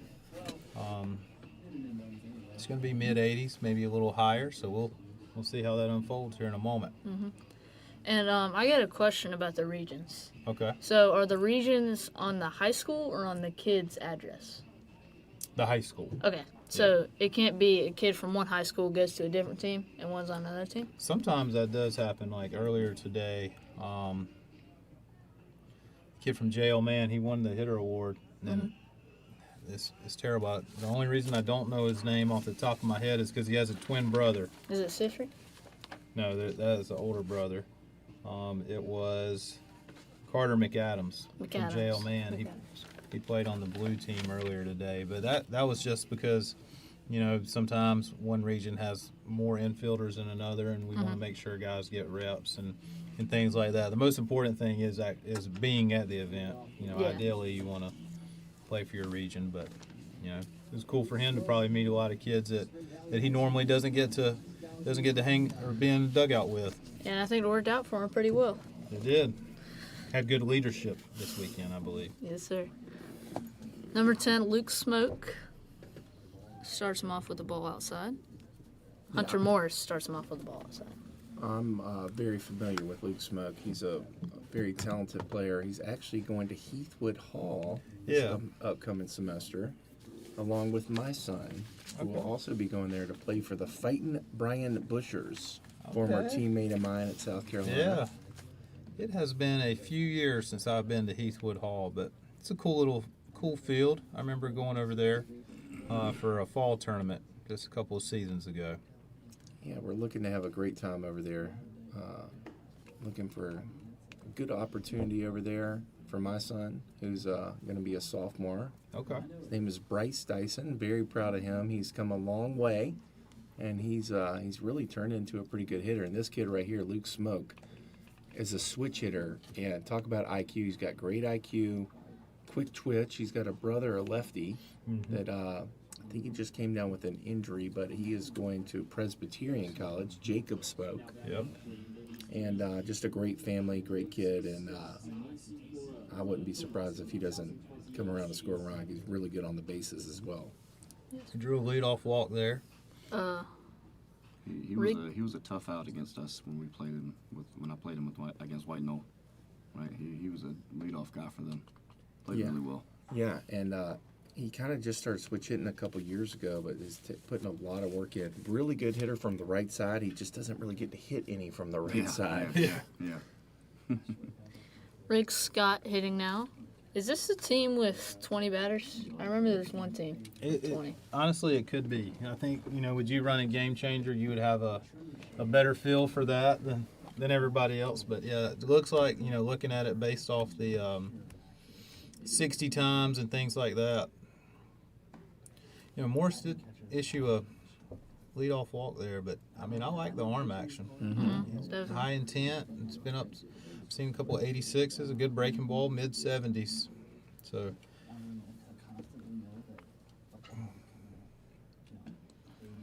good arm. His high school always hosts a preseason wood bat tournament down there. The Wolverine Invitational, I believe is what it's called. It runs all week. Those are tough. Wood bats? Well, just that, and just a one-site tournament all week. It just leads to some long times. Smoke swipes it back. He did. I believe Trey said that was going to happen. I don't know if you put the still sign on from up there. No, it was a good stolen base, actually a good throw, and I kind of like the tag action. Is that Bo Height out there at second base? Or That who is. picked that ball up out there? I think that was the shortstop, but Bo Height is at second base. That is Israel. Israel I think out there? Bo actually picked that ball up. Yeah. I don't know. I might be wrong. But anyways, I like watching that kid field. Yeah. Reese Israel, that's his name. Now batting for the Mideast team. Walker Thomason, Rock Hill. Yeah, we got Walker Thomason in the box. Had a good inning yesterday on the mound. I had a chance to see him. I was speaking earlier about Brogdon. He started the game in the playoffs. I saw there's a base hit. That's a little base hit. Is Smoke gonna make the turn? It's tough for him to score there. That ball was hit pretty well, and bases loaded. But yeah, Thomason, he punched his ticket to the Palmetto games in the playoffs whenever I saw him against Malden in relief. This is where I created the new player. That's what I liked talking to you about last year. About you mentioned a couple kids and how they got their invite to this game. Yeah, it's neat, Trey. Every player here has a kind of a different story, if that makes sense. With our showcases, coverage of games, our fall leagues. Like there's tons of opportunities there. It's not like you have to come to this particular event or do this or that. Just our scouts do a great job of covering the whole state and going from there. I know it's a tough job because a lot of kids want to get that invite to these games. It is, yeah. And I mean, that was one of the things we talked about yesterday before the event was, obviously a lot of people want to be here, take advantage of the opportunity that you have and be proud of it. I know another thing I tell them is like, don't do more than what you are because your abilities got you here. So That's a really good statement. I had a kid in the dugout yesterday. He pitched today, Peyton Murgo. He was asking me how he should approach his outing on the mound, and that was our conversation. Was just do what allowed you to be here. Yeah. What works for you is what you need to do. Yeah, the last thing, especially from a pitching standpoint, is those guys go out there and try to do more and things like that. And he had a good outing this morning. He did for him. couple balls. Baseball happened. He had 2 quick outs, and then he had 2 rollover ground balls that just couldn't get. There was no plays on them, and then I think it was McDaniel from Sumter. Yeah, Sumter. Yeah. Lined the ball to center field on A him. double play. Oh, Oh, no. yeah. I think that is. Let's see who that is. Number 6, Cruz Honeycutt. Yeah. So It's tough to get a throwing lane from there on that ball. It Trey, is. you can speak on that from playing that position. I thought it was a great pickup because it was kind of an in-between ground ball, and he did a nice job fielding the ball cleanly, just unable to execute it, sailing the throw a little bit, but can't beat yourself up too much. That's just a play you got to practice a lot and take pride in it and be ready to make the next one. That's right. So a potential double play there resulted in 2 runs. A little back and forth affair here in the championship game of the 2026 Palmetto games. yeah. I mean, it really is a championship game when you think about it. Yeah. The 2 1-0 teams yesterday won. One team allowed 1 run. The other team allowed 2. So Colt, I'm going to brag on you here for a minute. It's about the 6th text I've gotten today from high school coaches talking about how you're pretty good at play-by-play. So you might be onto a future of something here. After your playing days, though, right? after. Yeah. I was telling them yesterday, we were talking about Pete Rose being a player coach back in the day, and I think that could be in the future as well. Yeah. Well, and that's one thing, with the team he played on, like in Greenville County, Trey, we got another strike call there. Yeah. So it's those lefty strikes we were talking about. Yeah. Trey was very adamant that lefty strike zones are unfair because They're historically catchers unfair. catchers can just frame that pitch right there.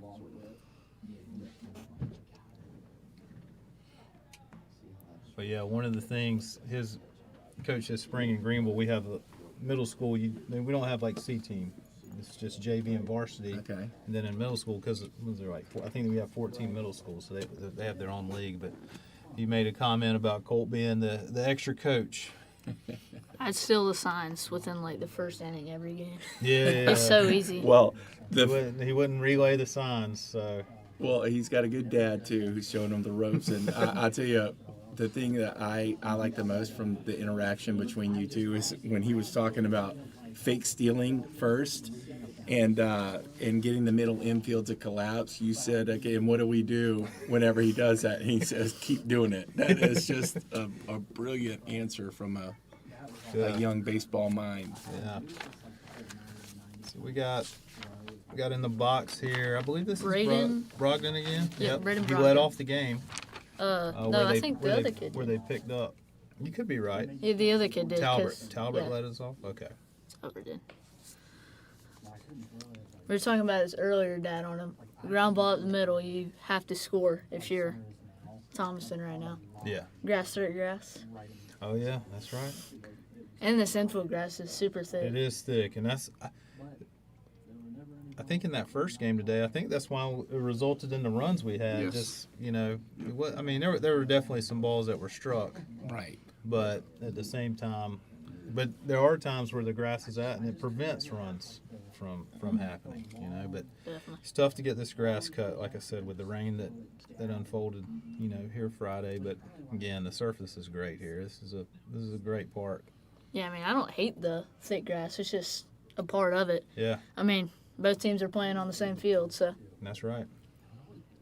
Yeah, but the point is understanding the conditions that you're playing on, and if you get a full team and you talk about that kind of stuff, it can lead to some big advantages for Yeah. your team. Absolutely. That's one of the things Colts group we talk about all the time, in travel ball where you jump around and you play on different surfaces. It's not the same, as an outfielder. That's one of the things that you look at to know when to leave your feet on balls, just based off of how thick the grass is and things like that. Leo Modern is hitting. He's gone 1 for 1 today. See what he did. Singles over line drive to center.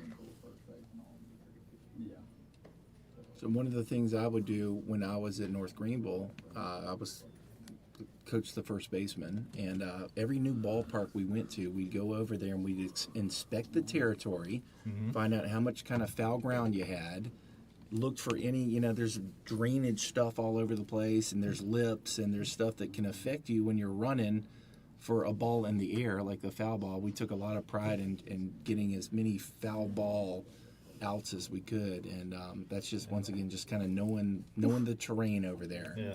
can make a difference for you. I'm going to, I played at Anderson, Division II, and I know you coached at North Greenville, so I have to ask, what was your favorite park to go to? That you guys played. And there's some cool ones, There is, especially but here in the Southeast. I will tell you, it reminds me a lot of this park, Sumter Park, or Riley Park here in Sumter, and it's because it's a modern field, but it has kept the old timey kind of tradition, and the place that encapsulates that the best at the D2 level is Catawba. Yes. I don't know if you've been there lately, yeah. but it is outstanding. Not lately. The last time I was there was 2008, but it was a cool park then. Okay, well they've done some big renovations out there, and but it still has kind of like the old timey feel. It does, yeah. Had the big wall. I believe it's in right. Yeah, they've got a big wall all the way across around. now. Okay. Ooh, strike 3 to end the inning. Yeah. It was. Leo Modern goes down looking. We'll stay on. I want to continue this conversation. I'm enjoying this. Oh, are you? Yeah. Okay. Yeah, so for me, though, I don't know, did you ever go to North Georgia?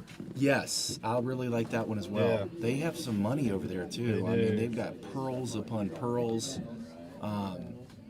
Yeah, I really enjoyed that Yeah. one. And I'll go ahead and throw it out. North Greenville's a cool North park. Greenville, you Yeah, cannot beat it. We were just there last week. Colt threw there. I did. And how'd you do? I did How were you fine. adjusting to a big field? I'm doing fine. I honestly didn't. It wasn't really that hard for me.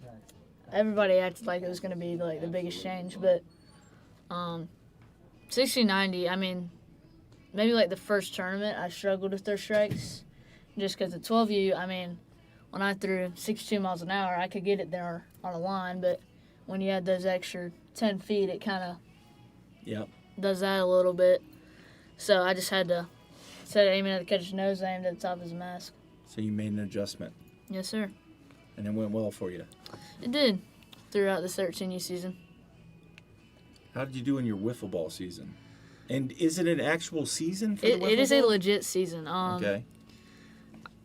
My best player actually got injured during Ah. the season, and then my other player said, "I'm not playing for you anymore," and he just quit. And I'm like, so I had me and a 6-year-old, and we forfeited the last 4 games. Last 4 games, your league collapsed?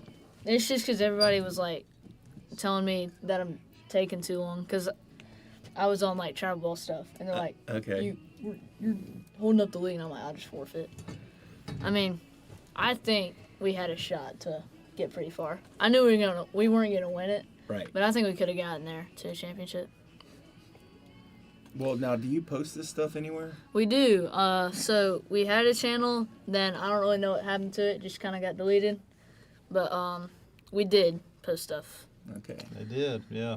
We have on the mound here in the bottom half of the 4th, Sullivan Townley from Fort Mill High School of 2027. Had a chance to see him start in the playoffs against Greenville High School, which, speaking of Greenville High, they had some good players here this weekend. I thought their guys showed well, but Townley here, he's 6'3", 200, fastball up to 87 so far. It's been a lot of 6'3" It's a tough guys. play. It's really kind of. Yeah, nice little slow roller. Some coaches got a chance to see some actions there from Riggs Scott on that play right there. You can tell a lot how a guy defends a slow roller. Yeah, he came through it really nicely, anticipated it nicely, and then kind of lollipopped it over there. But you get an out any way you can get it. Doesn't matter really how hard you throw it over there as long as you beat the runner at first. It was a very nice play. It was, yeah. Yeah. Knowing the runner, and I mean, we talk about it all the time. You know, if they're out by 20 feet or 5 feet, guess what they are? Out. Right, and yeah, I was looking at that during the infield-outfield session of the showcase, and it is great to get those velocities. Yeah. And I know they're gunning for some of those top velocities, but it is refreshing every now and then during the showcase to see a kid just kind of field it and kind of smoothly throw it over there as well. That's right. And I mean, that's one of the things, too. We actually talked to these guys about that before we go. So You know, a they jam get the shot, tri- the coach is going to give a little. No. The coach make the play? I was a little blocked off there. You know, rather than getting the velos on all their throws, you know, we do the 2 at 'em, Right. you know, to get that. And then on the backhand and the glove side and the slow roller, like, we're able to really observe the actions there. So I think that takes a little pressure off the defender as well, I Right. would think. Yeah, is to to know the ones that are going to be veloed, and then go ahead and ramp up and do what you got to do, and then the other ones kind of show more of a almost game like how you're going to do it. Yeah. I remember one of the best slow rollers, like fielders I've ever seen, was Taj Mershon in a round of ins and outs. It was a slow roller. It was one like right to the left of the mound. It was insane. It was. I mean, really I'm not good, trying to huh? like, and I'm not even like a big infield guy, but you could just tell. Like, Right. He is like a future big leaguer, probably. At least, definitely getting drafted. Well, he did get drafted. Yeah, Cole. he did. So, Yeah, in the first round. which pick was he? Now you've put me on the spot. I believe it was like 30, It was maybe up there. 31. I think it might have been 31 or Yeah, 32. because Carson was like 28, 29, 29. and then Taylor Rabe was 30, Mm-hmm. and Bo Lowrance was 40. Didn't he go to Christchurch? He Low did. Lance? Yep. Oh, Oh, that's, turns on that one. yeah, that's in the box there. That is Charlie McCrory from Yeah. Spartanburg High School. Did Cam Canarella ever play in these games? He did. Okay. Yeah, Man, he is tearing it up in the minor leagues he right is. now. He's tearing it up, and I'm glad you brought that up. We were actually, you know, like we do the player comps whenever I'm with Barry and Taylor and them, and we thought it was interesting. We thought Colt Bakich today had a lot of mannerisms that are similar to Canarella, like in the box and he's moving, and obviously we know why. Right. That's probably the case, but even at that age and stuff like that, you know, Yeah. I thought that was kind of cool to. Yeah. You know, you emulate the people you're around. There's a nice piece of hit right Yeah. there.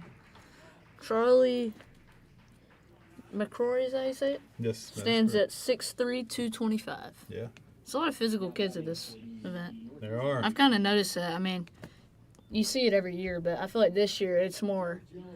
You don't have like. I mean, you have some monsters, but it's more consistently 6'1", 6'2". Yeah, and all it's that. funny. It's funny you bring that up. We had 2 former Palmetto Games players here yesterday, John Park and Will Baumhofer, and I was talking to them before the game. Oh, pitch in a little bit, but got out of the way. That was DJ Jones. He's in the box right now. But they actually brought up, you know, from thinking about from when they played to now, just how much more physical these guys are, and you know the. Well, Turns on turned that. on it. I think we had a runner in motion there. Yeah. Well, McCrory was. I mean, he was kind of moving over there. I didn't think he'd steal the. Yeah, the weight room is certainly becoming more of a factor with these kids, and you've got to be physical in today's game. It is, and that's where you know, I think even at, you know, a lot of these kids work on their own, but even at the high schools, the accessibility these guys have, the weights and stuff like that. Yeah, I talked to Coach Crowley about that yesterday. Big weight room guy. Yeah. And he made a comment that, along the lines of, if there's one thing we're going to be physical. That's right. Yeah. And that's to me, that's so good, obviously, for the game and their athleticism overall, but also for a young man's confidence Absolutely. to be strong. I love the thought of guys being able to pass the eye test. Yeah. Right? As soon as you walk off of a bus, Yeah, the this first- guy's looking the part. Yeah. First thing you need to win is the anthem. That's right. And I was fortunate enough to play under Coach Ray Tanner at South Carolina, and that was one thing he was big on. We had some guys that had no chance of ever seeing the field, but they were going to be 6'4" and about 250 pounds getting off that bus. So, strike call there. We have a 2-2 count with 1 out here. That was the 86-mile-an-hour fastball from Townley. Yeah. We got Emery Urell in the box again. We spoke on him earlier with his fleet-footed Urell. Goes down swinging there. Down swinging at a fastball, though. Yep. Yeah, he made a great run on a ball in center field Yeah, that was a really good play. earlier. Mm-hmm. Toolsy for sure. Good runner. Jamison Kimbrell Kimbrell, yeah. up now. Drew a walk, I believe, last time up. He did. Yep. I remember his at bat. We were talking about that. So this game's going to come down today. It's a 6-5 game of who takes advantage of scoring position. First pitch, took a swing. Leighton reeled it in there. Like Coach Bain talked about, it's going to come down to the little things this game.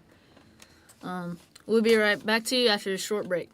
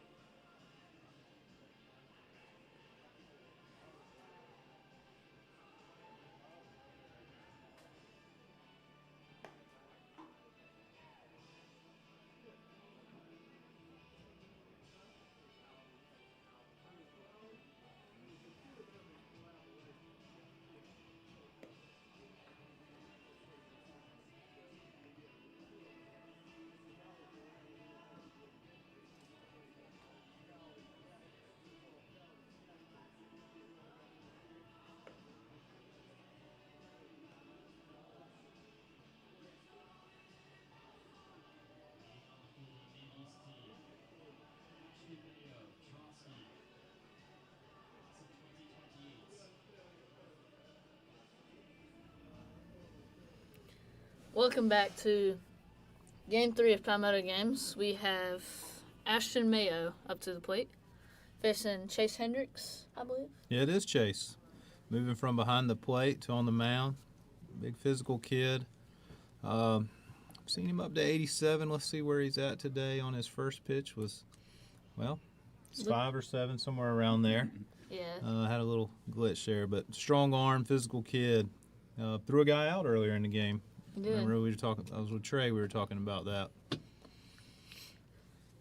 One thing I just noticed, his arm action is a lot slower on his breaking ball. You could tell. Fastball, and then he kind of like goes like that on his breaking ball. There you go. Very observant Colt. Like that. That's tough to, guys at this age, you definitely can pick up on that and talk about it, but really teaching that and doing it is a separator for sure. It's like me and Barry were talking earlier, we talked about him, the lefty, Sparger. Yes. Like with his breaking ball, it's got really good shape. I mean, when he picks up, as he gets older and picks up the intent on that, that's going to be a really plus pitch for him. Full count here. So, Colt, you've been to, we were talking about fields earlier and things like that. What's your favorite? What's your favorite one in South Carolina on the high school circuit? On the high school, Mike Johnson Park. That's obviously just. Got a strikeout there. Yeah, I mean, obviously it's just one of the coolest parks in my opinion. A lot of history there. IP Classic, or it might just be the Classic now. I don't know. Yeah. And the famous Winyah Bay Cafe Yeah. is amazing. And then Yeah, you've cooked a little bit Yeah. out there before. did that. What's that? Their chicken something? What's their famous Chicken one? bog. Yeah. And Teal Hannah is also a really nice one. They've done a lot of upgrades there. I've Yeah, liked it's to a say cool park. I've liked to say a few times now it's like a D2 or Sunbelt school. It says little stands and turf. Yeah. And really nice indoor facility. I mean, that thing is stupid nice. Yeah. Yeah, it is, and got a strike call there, 1-1 count.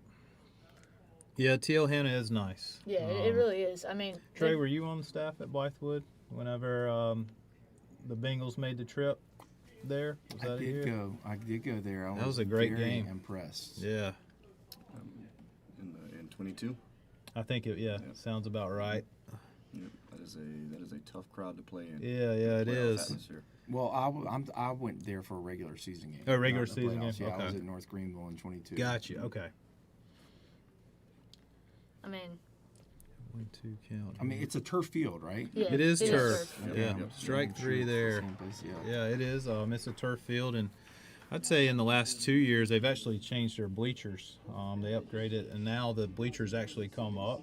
Okay. So it's like you almost feel like you're down in the hole. As Coach Crenshaw calls it, the beehive. Their student section in playoffs, the year that we had to go up to them, was there the moment that we stepped off the bus. Yeah. 2.5 hours before game time. That was. Were you the head coach that year? Yeah, so that was Banks' last year. Yeah. That was Banks' last year. I do. Yeah, Colt Babick up.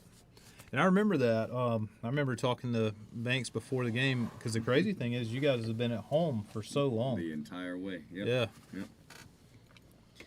Yeah, I mean, I've been to a lot of high school stadiums, but those are like the two really nice ones that I've been to. Yeah.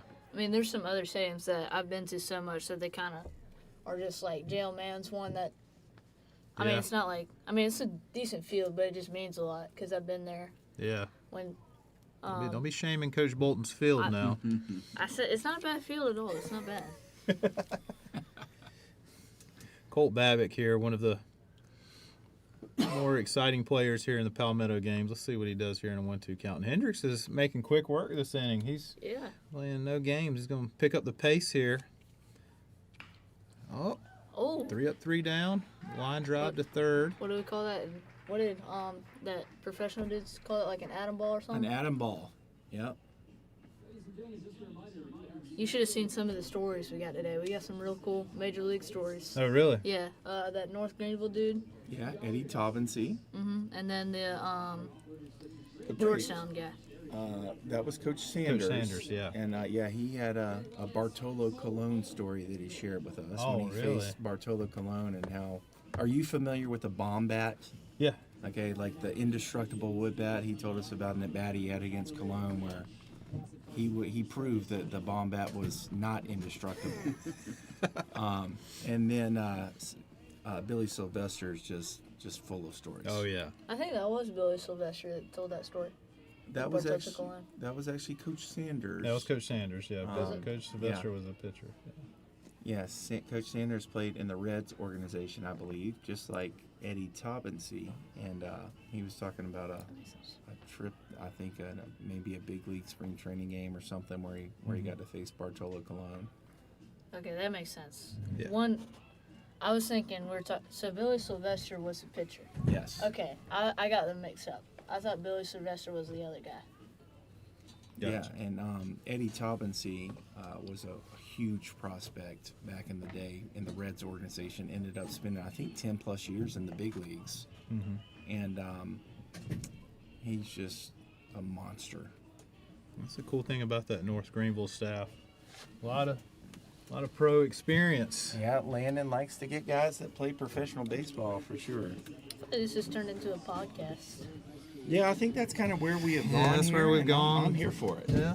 I mean, Talk a I'll little- get back in there and start doing the stuff again, but Yeah, I'm gonna. It is game 3 of day 2. Colt. Yeah. I got 3 outs to go here, and then I'm gonna hand it back to Trey so he can finish strong here. I'll bring Trey, us home. you do a great job with this.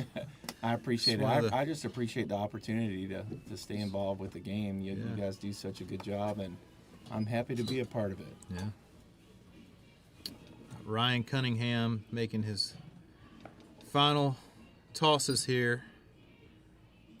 Some people refer to Corey Welch as AA junior. Is that you get that a lot, Corey? Yeah, I just try to just do my job, Banks. Just try to do my job, and You do it very well. Yeah, Both you of y'all at really a do. very Yeah. high level. It was meant, obviously, Yeah. it's a huge compliment. see what we can do here to wrap up the Palmetto games. And the crazy thing here is, if we tie, I don't know what'll happen. I think I don't know if we what'll tie, if I can interject here, Yeah, please do. it's a showcase event. We talk about the velocities and the infield velocities, 89 the outfield. mile-an-hour fastball right there. Yeah, from there we Cunningham go. to start. I'd give it to whichever team has like one of the highest metrics, either 60 time or, something like that. Yeah, joining Club 90. Okay, maybe we just do we get the coaches to race? Or something That'd like be a great idea. Who's this here? We could do that. We should do a fungo battle. Remember how we did that at the IP? Yeah. And Cunningham in the box here. He doesn't look uncomfortable in here. Cunningham's pitching, is he not? Cunningham is pitching. Jack Campbell is in the box. All right, Coach Crowley, let's hear about him. Yeah. What do you want to see up here? Coach Crowley, head coach of Blythewood, watching one of his future players Well, at the Palmetto games. I did thoroughly enjoy seeing him on time to the strike 2 fastball that he had. He fouled it straight back, right, which it tells me he's on time to the fastball. Just missed it, right? But I mean, he's seen 3 fastballs and What are your Look like a- thoughts? What are your thoughts about these cleats he's got on, Coach Crowley? well, Coach, Team you know, cleats now- possible? Nowadays, kids like to, Yeah. they like to show off a little bit. I do. Impressive thing. I mean, that's a rising sophomore in the box facing 90 and looking comfortable. Yes. you know? Very comfortable. I Yes. give Yeah. for that, yeah. Worked the He's full already had a count. quality at bat. He's gone 0-2 back to 3-2. So. Yep. And he had a nice sack fly earlier. He did. Ooh, he's on that. He's got. There's a lot of power in that swing. Yep. I've always said if you can't take away the fastball, you got no chance to hit, and he is like Coach said, on time for this heater. So it's the 8th pitch of the at bat. It is. It is. Hopefully that's correct in Game Changer 2 as you put down a swinging strike 3, but as you guys have mentioned already, that is a quality at bat. Yeah, and a great job by the pitcher. That was Yeah. 89.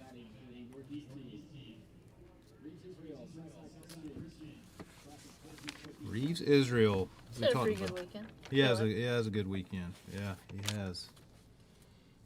I said earlier, won a few state championships with the Southside Christian Sabres. So see if they can go for 6 in a row this year, and they're moving down to 2A. As we've talked about Banks a couple of times, man, that's going to be a tough region. Oh Oh, that ball wow. smoked. He's playing it right. Look at That's that. a good swing. That was a good swing and good beat in left field out there. Colt, your eyes are younger than mine. I think that's Babick. Is that Babbitt? Okay. I He think turned you're right. around 88 though. That was impressive. Yeah. Now batting for the Northeast Northeast team.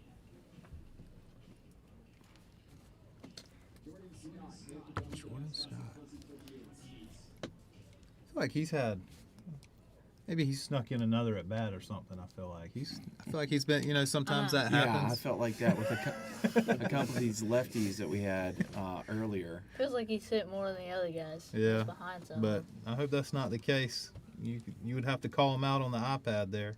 As long It's as you're just in a sit- order. Apparently, it's the second at bat Okay. for plate appearance, but feels like it's fifth. What kind of bat is that? You guys know. I'm not That's really a up to speed reckless, maybe. No, with the type of bats, but I don't I'm really not either. recognize that one. I think that's probably the DeMarini. Yeah, I don't know. I just know that apparently the Combat has Yeah. the Yeah. highest exit velocities. Banks, you saw it this summer. Mhm. What you think of the new wood bats they've been using? The DeMarini two-piece. Yeah, what are they called though? I can't think of it's I will escaping tell me. you. I will tell you this, Corey, that I saw more balls hit out the ballpark between high school baseball, which obviously is not wood, and then the summer. I think personally that the bats are juiced a little bit. Would you agree with that? I would agree with that. I mean, even whenever we were in Atlanta, I think in pool play we hit like 15 or 16 home runs. Which I mean, obviously, we have talented players, but just 13 in Atlanta, yeah. the way those bats have Mhm. come off, and the DeMarinis and things like that are hot. But maybe the players are getting better. Or maybe the balls are being wound tighter. Could be. Could be. You know, So Colt, this will be it for me before I hand it over back to you guys. Looking to wrap up the event, but appreciate y'all letting me jump on. Yeah, it's Done a been good job. pleasure. So, we look forward to that drive home. And you got school on Tuesday, right? Yes, sir. just think, Corey, this time next year, you may be letting Colt help you drive home. Could Like be. that. Oh yeah. Could be. We'll have to see when the date falls, since you'll be turning Yeah, it turning won't. 15. 15 will be on my Saturday, so I won't be able to get my permit. So you have to wait till Monday, till after the event. Yeah. I wonder if your principal will let you get out of school early to get that done. What do you think? On Friday? Well, it won't matter. You'll be in high school. You have a new principal. Yeah, I'll get. Yeah.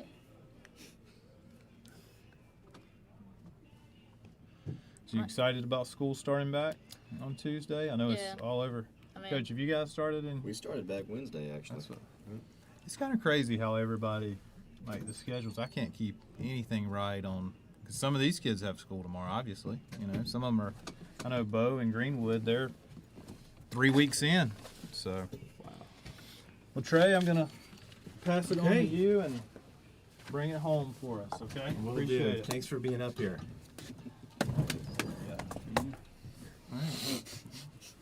Okay, you're going over here. Well, I assume you want your spot. Okay. All right, guys, we're right here with you as we head into, what are we, the top of the sixth? You are. The top of the sixth. So thank you so much, Corey Welch, for joining us. And Jack Campbell is going to take the mound. The Blythewood Bengal is taking the mound as we bring you home the rest of the way. Team Gold leads it 6-5 in this championship game. Campbell delivers a first pitch strike in there at 82 miles an hour.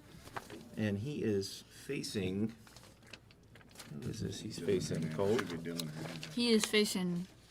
Let's see. Yeah, Dylan number 2. Hernandez, the home Dylan run hitter. Hernandez.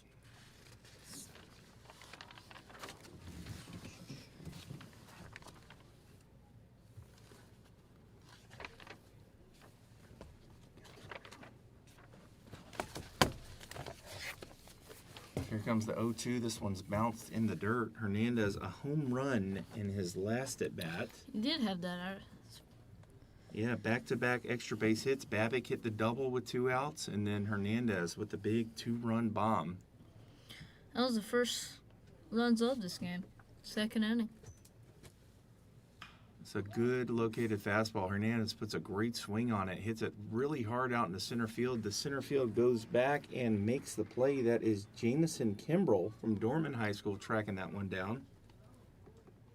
Now batting for the Mideast team.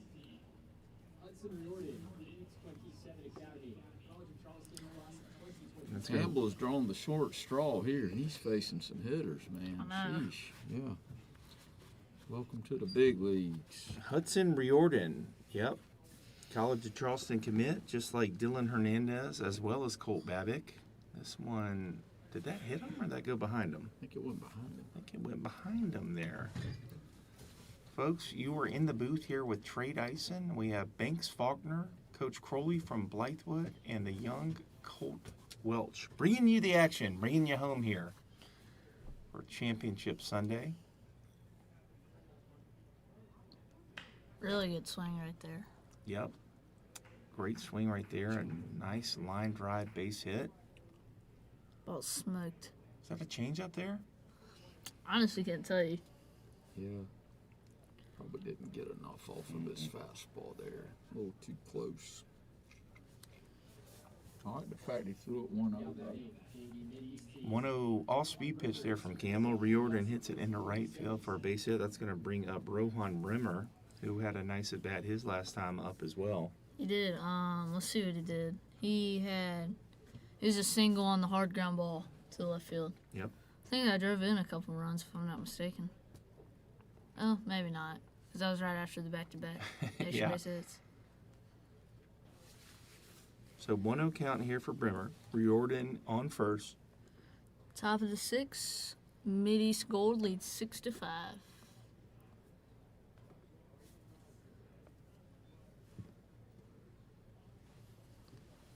And a hitter's count right here, 2-0.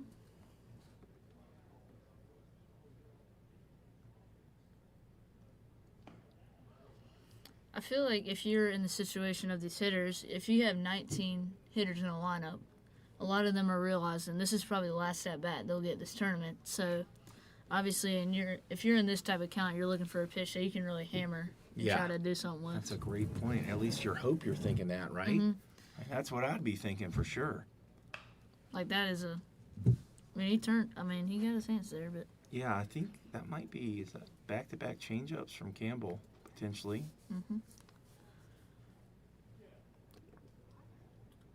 So evens it back up at 2-2. I mean the way it's constructed, we try to guarantee every hitter about 4 at bats, essentially. So you get two yesterday, probably 2 tomorrow, maybe some will get 3, some might get 1 today, but you gotta take advantage of the ones you get, definitely. Yep, and like your dad was saying earlier, a lot of these awards come down to the very end. So Yes. So I mean, good pitch there, froze Brimmer there with the off-speed stuff from Jack Campbell. So good strikeout there for him against the tough Brimmer. I mean, what you also got to realize that pitchers only got 1 outing. They only got 1 or 2 innings to show their stuff. So you got a hitter who gets limited at bats and a pitcher who gets limited pitches.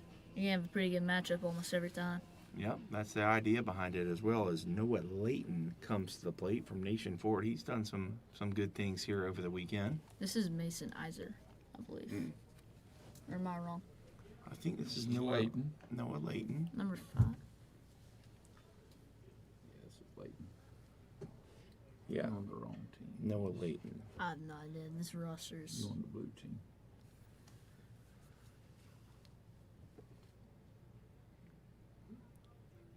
Campbell hits Layton, and that'll be a free base for him. Watch his glove. I'll order him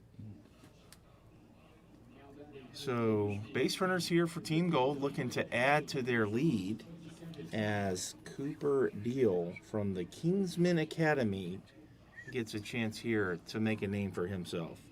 Definitely. I mean, you got a chance if you put one in the gap right here. I don't know what type of runner Layton is, but he looks like he runs it pretty good. I mean, if you put one in the gap right here, you got a chance to bust this game open. Yeah, he's already scored from first on a double Yeah, he today. almost caught the guy, right? Yeah, he did. He almost caught Brimmer earlier. And was that Deal who got the base hit? Yeah, I think Deal was the one who got the big hit. Yeah, already 1-for-1 with a fly ball to center field. Yeah, because this is the one that hit off the bottom of the wall. I think that was Colt Babbitt, but I think Cooper Deal also had a very good at bat. Where did he hit it to? He hit it center. Okay. We've had a lot of big barrels Yeah, we've today, had so. some good barrels here today, so things are kind of running together. He gets a chance to drive in some more with 2 outs, and Pops this it up, one that's gonna flared get over the down. right side. He is going to have a chance for another Oh, RBI. and he's going home. He's going to be hosed. Got him. Yeah, big time play at the plate right there. Riordan gets gunned down out there from the relay out in right field. The right fielder did a really good job getting to that ball quickly, getting it out of his hand. Camden Finley. That was Camden Finley with the big time arm out there. And does a nice job gunning down Riordan at home plate. So we're going to take a little break here as we head to the bottom of the 6th. Team Gold leads it 6-5.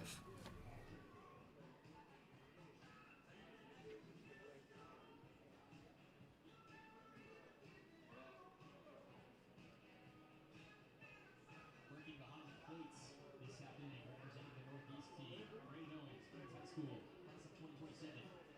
Taking it out and now pitching. Braden Watson, P27 Academy, class of 2028.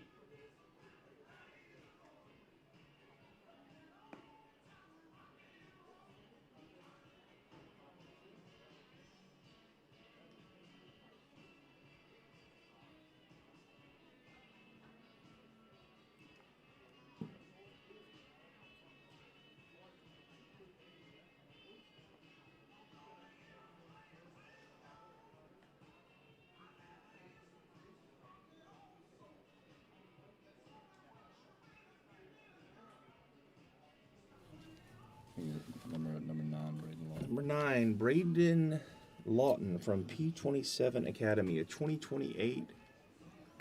Good looking arm. Right-handed pitcher takes over for Team Gold as they look to try to hold on to this lead in this championship game. The finale here at Riley Park for the 19th annual Palmetto Games. We're coming down to the wire, folks, and this has been a really good game. And Braden Lawton has it cut out for him. He's got Bo Height to lead off the inning. So he's really going to have to bear down right here. Not only to showcase his abilities, but also to keep his team in an opportunity to win it. Yep. And I don't know about you guys, but to me, this has been the best game so far of the Palmetto Games. Definitely. We've had a lot of action. We've had some pretty good pitching and a lot of really good hitting. A lot of guys driving the ball in this one. I think one thing that we hadn't talked about a lot that's been good in this whole weekend has been the play of the outfielders. Yeah. Yeah. Yeah, some very talented outfielders and some good speed, just some good tools overall. There have been some mishaps out there, but overall the talent out there has been really good.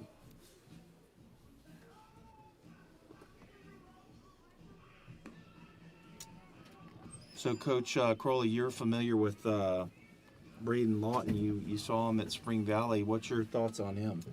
He's a smaller kid, but he's really athletic, right? He moves well. He throws the ball well. He actually he pitched at the RBI preseason tournament at White Knoll that we hosted while I was at White Knoll, and started the game for him and pitched really well. One thing he's had trouble with, and I think a lot of it is just his stature, is he's had trouble staying healthy. So that's going to be a big thing for him moving forward. Bo Height to lead off the inning right here.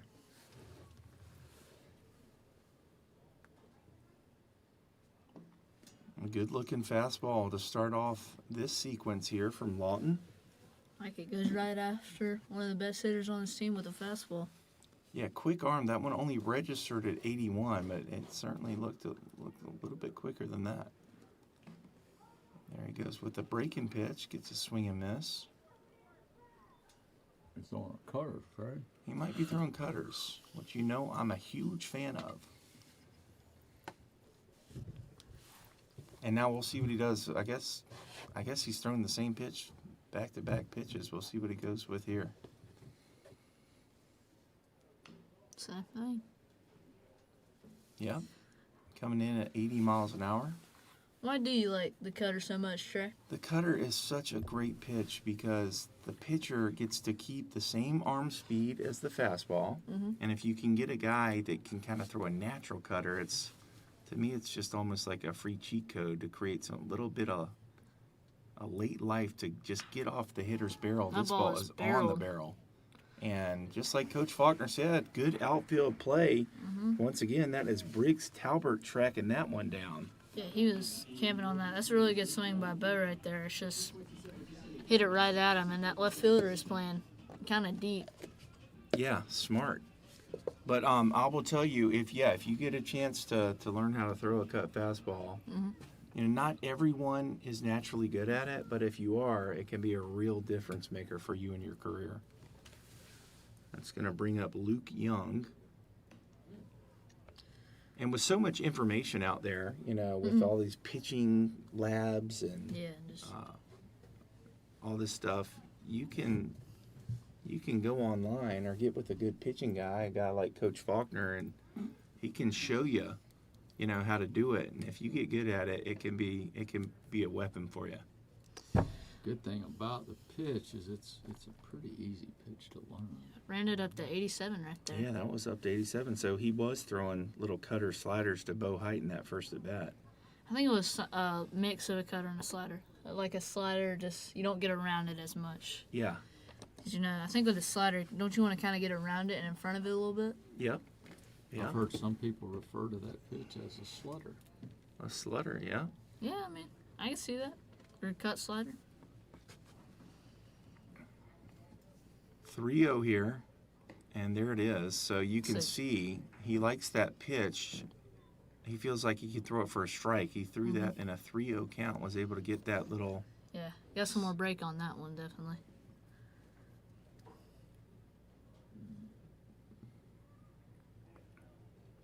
And again, There you go.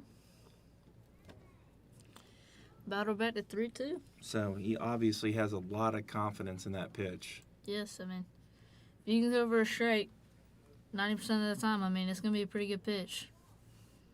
Here comes the 3-2. He goes right back to They it, got him. and he gets Young looking. So good, great job coming back right there from Braden Lawton. Fell behind 3-0 and went to his favorite pitch, that little slider with the cut action to it, and is able to strike out a good hitter in Luke Young.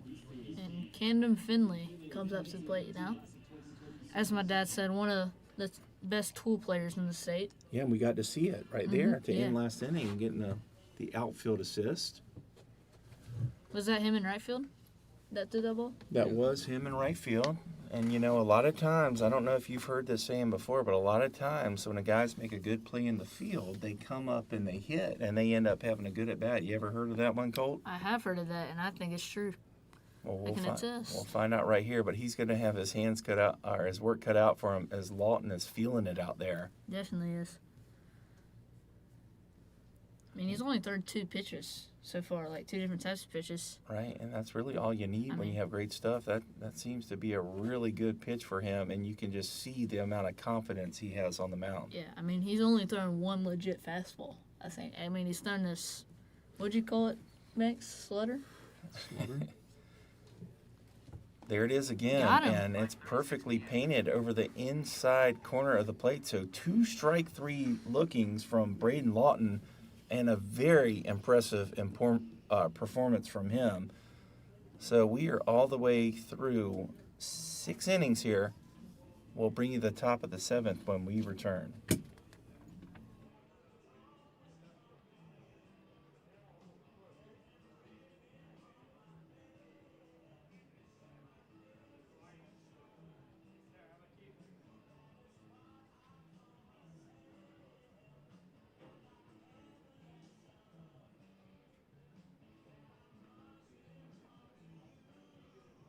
Entering the game and now pitching for the Northeast team, Christopher Collins, Spartanburg, class of 2028.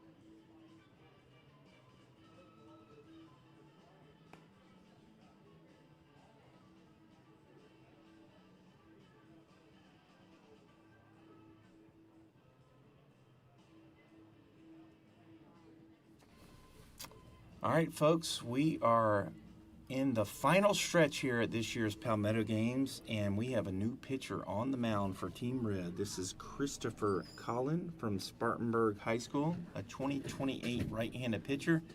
He is set to face Mason McKay from Northwestern High School. Team Gold leads at 6-5. Looking to hang on here for the championship of this year's Palmetto Games. It's a good fastball coming in at 86 miles an hour.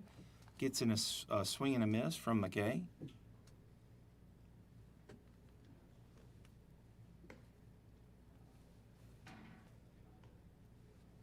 This is Trey Dyson, joined alongside Banks Faulkner and Coach Crowley from Blythewood High School. Colt Welch has been up here helping us as well. He will be back shortly. Had to take a trip to the concession stand. And there's another good-looking pitch. So 1-2, Christopher Collin on the mound. Looking good here early.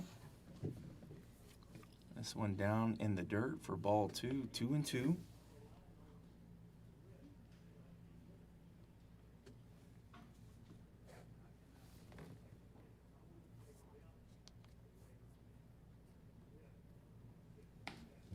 And this one up and out of the zone. The catcher tried to bring it back. That is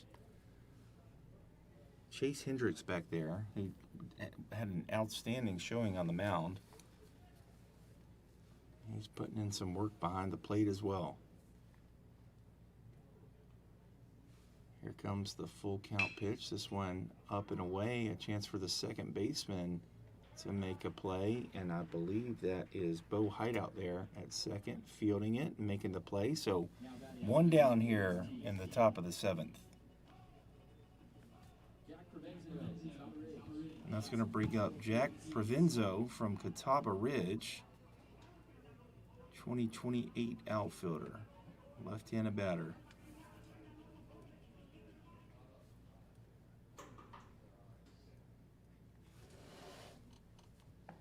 Breaking ball in there for a strike. So good-looking arm here, Christopher Collin out of Spartanburg High School.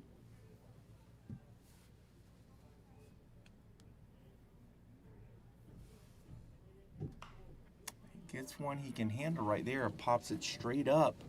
Hendricks is going to have a chance to make the play, and he does. So 2 quick outs here for Christopher Collin here in the top of the 7th. And that's going to bring up the pitcher from the last half inning who was outstanding, Braden Lawton out of P27 gets a crack at it here.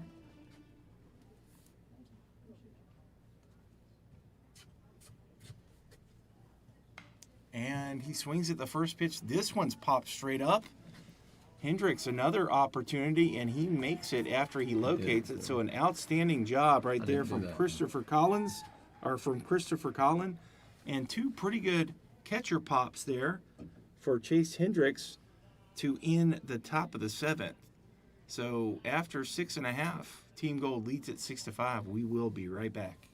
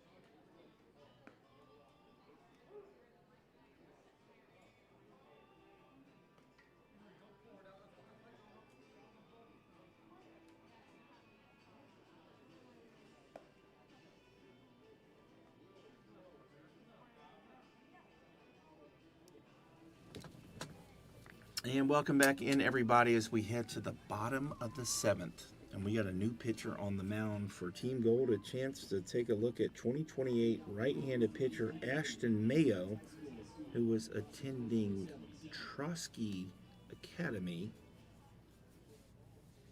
And he is going to be facing Jack Bailey from Burns High School.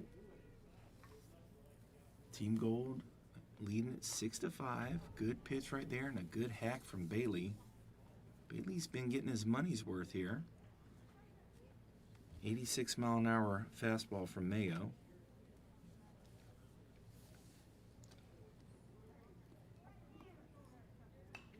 Looks like he took something off of that one. Little breaking pitch there at 77. Bailey once again getting pitches in the zone, and he is definitely taking some big hacks at this year's Palmetto games. Struck out earlier in the game.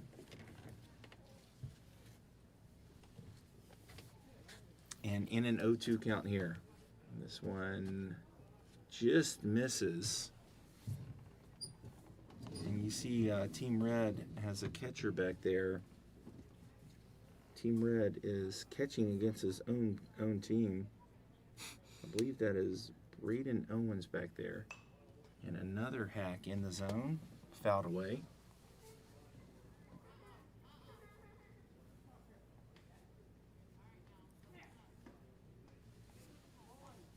So Mayo doing a good job filling up the zone here early in his outing.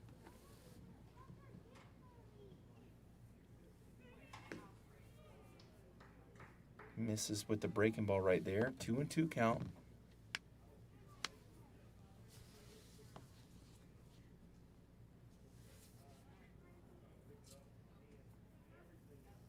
Something you don't see very often. Team Gold has 3 outfielders. All 3 of them are left-handed throwers. And that's a perfectly located pitch on the outer half for strike 3. So a good sequence there from Ashton Mayo to strike out Jack Bailey to begin his outing. And that's going to bring up Cruz Honeycutt from Boiling Springs High School.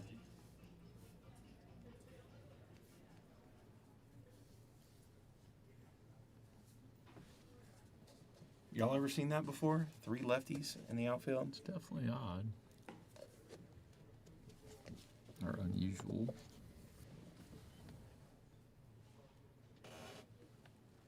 Honeycutt takes that one for a ball. Here comes the 1-0. This one is right in there to hit. Fouled away from Honeycutt. Good arm action, good mound presence here from Ashton Mayo.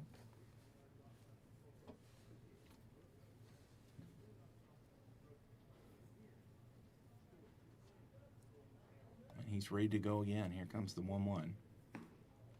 This is just a little outside. Overall, really good tempo, I think, from the pitchers here this weekend. It hasn't been perfect, but most of the guys have pretty good mound presence. They're getting the ball. They're not wasting much time. They're ready to go. This one is cut in there for a strike. So 2-1 off-speed pitch. In there for a strike. 2-2 to Honeycutt.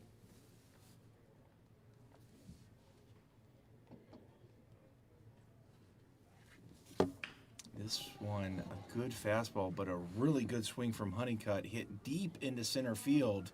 Talbert. But that is tracked down out there by Talbert. Briggs Talbert out of Rock Hill High School. Does a nice job getting back and recovering there. But a pretty good at-bat from Honeycutt. So 2 up, 2 down here for Ashton Mayo. And that is going to bring up Chase Hendricks. We've been calling his name a lot today. He's been doing a little bit of everything, doing a good job catching, had a great performance on the mound. This breaking pitch is taken down for a ball, so 1-0 to Hendricks.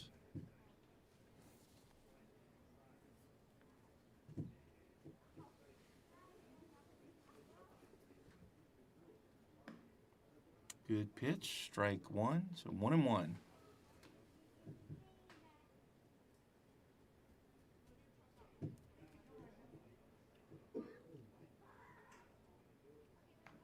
Breaking ball again. This one is fouled away, and that one got the catcher Braden Owens right on the hand, and that can't feel good.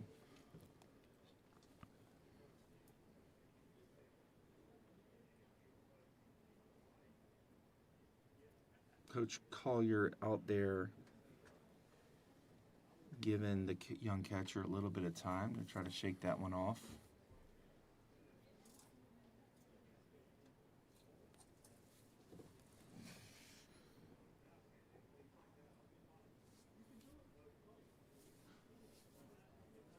Running low on catchers here.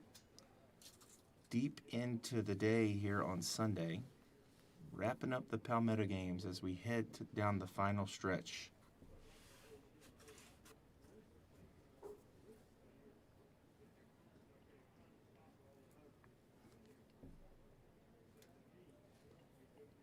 And we're back to go. Ashton Mayo, here comes the 1-2. This one sails to the backstop. A breaking pitch that got away from him. So it's 2-2. Team Gold ahead, 6-5. Bottom of the 7th inning. 2 down here.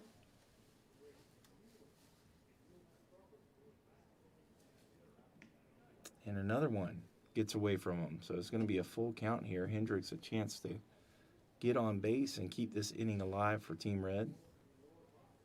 Team Red managed by Peyton Spangler from Clinton High School.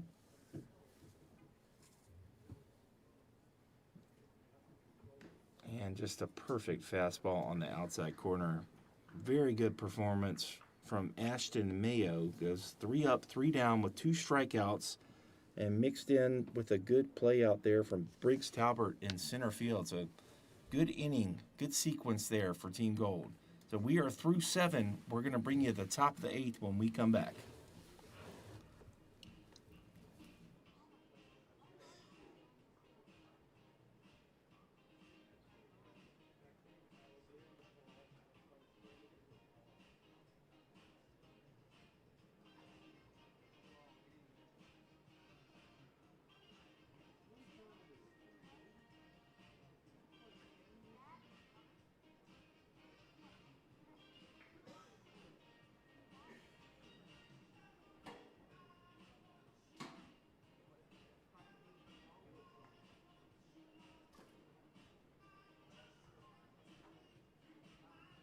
Taking the mound and now pitching for Northeast team, Kellen Spencer, Bowling Springs, class of 2027.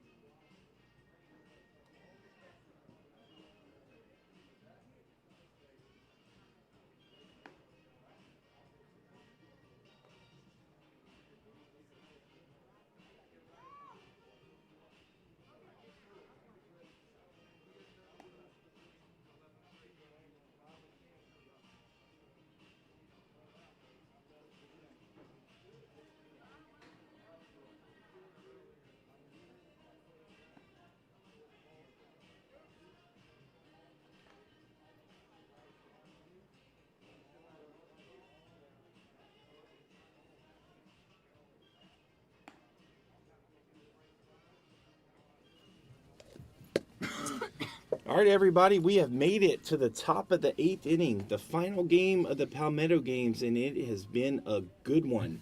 Team Gold leads at 6-5, and they are set to bat here in the top of the 8th against a new right-handed arm, Kellen Spencer.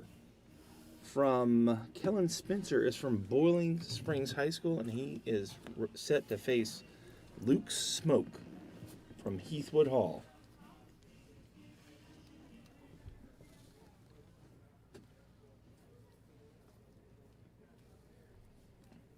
Here comes the first pitch for him. Good located fastball to the glove side, coming in at 86 miles an hour. Smoke swings and misses.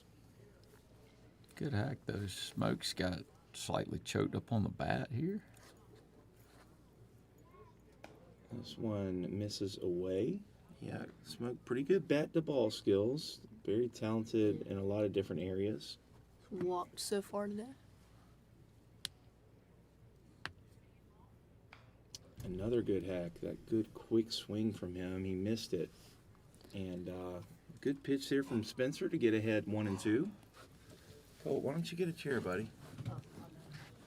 Trey Dyson alongside Banks Faulkner. Coach Crowley from Blythewood is still up here with us. And the mainstay in the booth this weekend has been Colt Welch, who will continue and help bring us home as we take you through the final 2 innings here at the Palmetto games. And you see Smoke really competing with 2 strikes. He takes this one for a ball. He's very competitive in the box. And when he gets on base, he is a great base runner, scores a lot of runs. So he's a player I really like. And takes that one for a ball. So once again, you can kind of see that competitiveness in there in the batter's box as he takes another trip to first base via the walk. Yeah. Well, it's kind of surprising me. There hasn't been a run since the 4th inning. Feels like there's been a lot of action in this game. Yeah, we've been kind of lulling along through these middle innings. And Smoke, great guy to have up in that spot leading off the inning. Gets on first base. And this is going to be Rick Scott from AC Flora. Lots of kids from AC Flora here.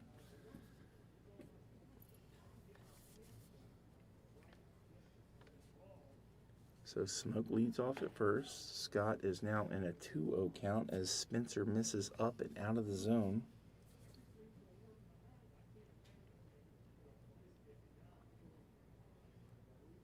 Pretty short lead over there at first. Short lead, but you'll watch him and he'll Yeah. start trying to get more.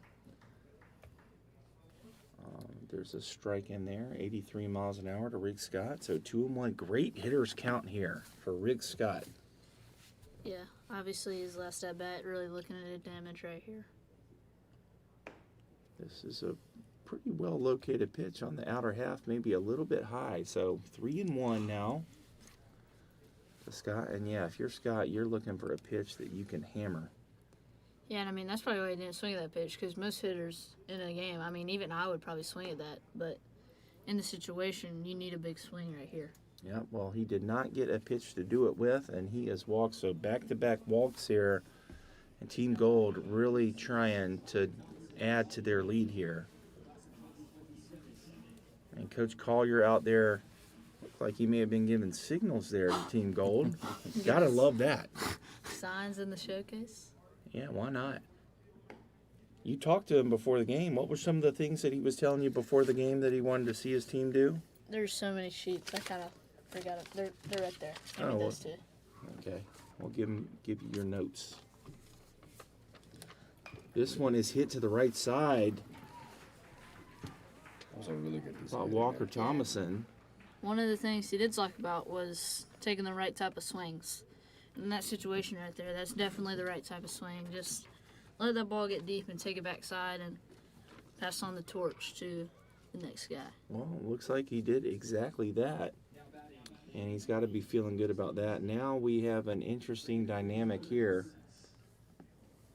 as Braden Owens. Braden Owens is going to be hitting against his own team. He had to fill in for Team Gold as Caleb Cox went down with an injury earlier, took a ball, got hit by a pitch and had to come out of the game. So Braden Owens filling in and having a chance to do some damage against his own team.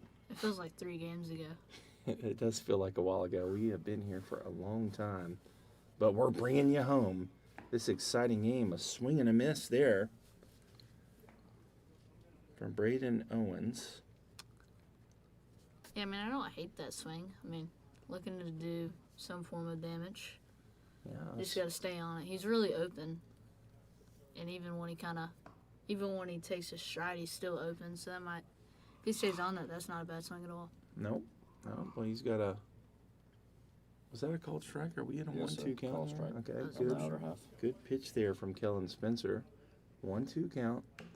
This time he Shot is it able to make straight contact. up. We're going to Can have we a make a play at the play? plate, and he can. does. That's a really good PFP right there. Coach Crowley, you want to chime in there? Yeah, I mean you love seeing a pitcher field his position, man. That's when you get guys that bounce off the mound and play the game hard and feel their position but help themselves out. It's good to see.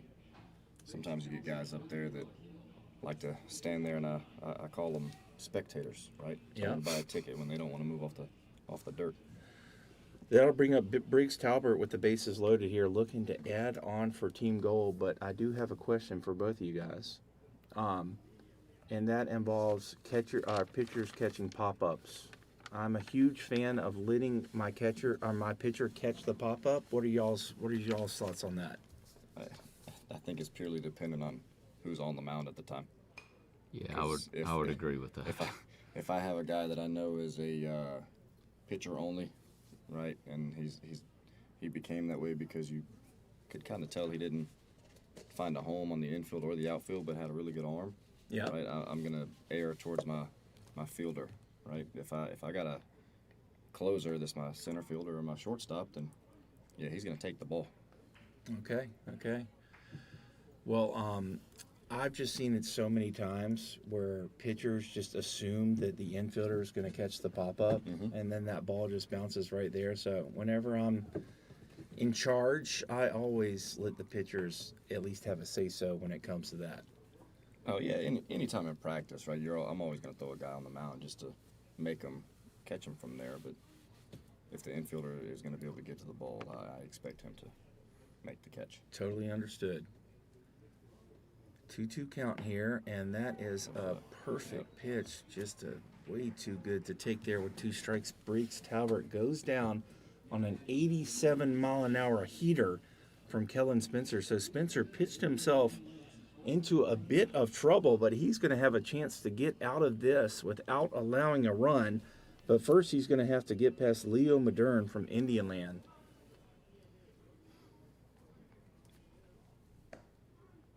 This one is taken for a ball. We've seen a lot of these situations here where pitchers get themselves into jams, but a lot of them have done a really nice job kind of getting out of trouble.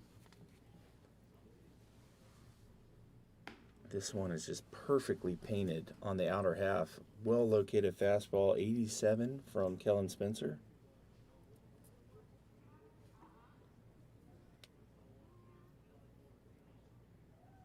See what he goes with here. Like he went with another fastball. I think he's really feeling that fastball right now. Definitely. I think he tried to go a little inside. Try to tie him up maybe. Just messed up. So a good hitter's count for Modern. Definitely. And another fastball. This one a little too high out of the zone. So 3-1 count, and just a great opportunity here if you're Modern. Look for a fastball. Look to try to do some damage to it. If you were in Modern's shoes right here, and something like that happens, even if it's clearly a ball, would you still try to swing at it just because Yeah, it's a showcase? I would, but I think Modern thought that pitch was a little bit up out of the zone. It probably was. It's just, I feel like if it's a showcase and it's 3-1. Yeah, I mean, if you're asking me, Colt, I would 100% be swinging there. But Spencer does have some good stuff, so you can't fault Modern for taking a walk. Definitely. And driving in a run, they have added on to the lead. And that is going to bring up Ashton Mayo. We just saw him. He was really good in the bottom of the 7th on the mound. He has a chance to add to Team Gold's lead here in a 1-0 count. And he Drives was ready that. for that fastball. Hit down the Stays fair. line. Yep, it does stay fair. Extra bases. And here comes the runner for third. Jack Campbell out there does not make the throw home. And that is a huge 3-run double from Ashton Mayo. So quite the past inning or so for him. And it's 10-5 now for Oh, Team 11. Gold. And they're going to 11. add another run. It's going to make it 11-5 after that huge inning from Team Gold. Coach, did you want to add on to that swing right there? No, I mean he was geared up for a pitch, and I mean that's you talk about connecting bat to barrel. I mean ball to barrel, and did exactly what he needed to do. And a big spot in the game. So we're going to take a quick break. We're going to tell you all about the new left-handed pitcher when we come back.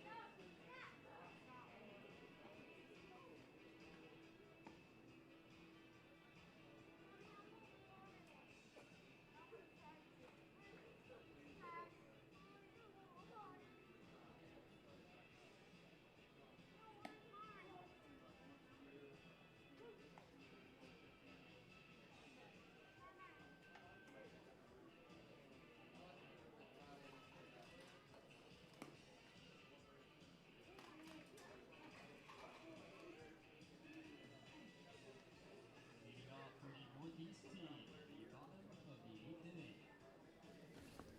All right, welcome back in, everybody. We got a new lefty on the mound, and he looked kind of nasty in warm-ups. This is Braden Brogdon, the left-handed pitcher, and he is facing Charlie McCrory from Spartanburg High School.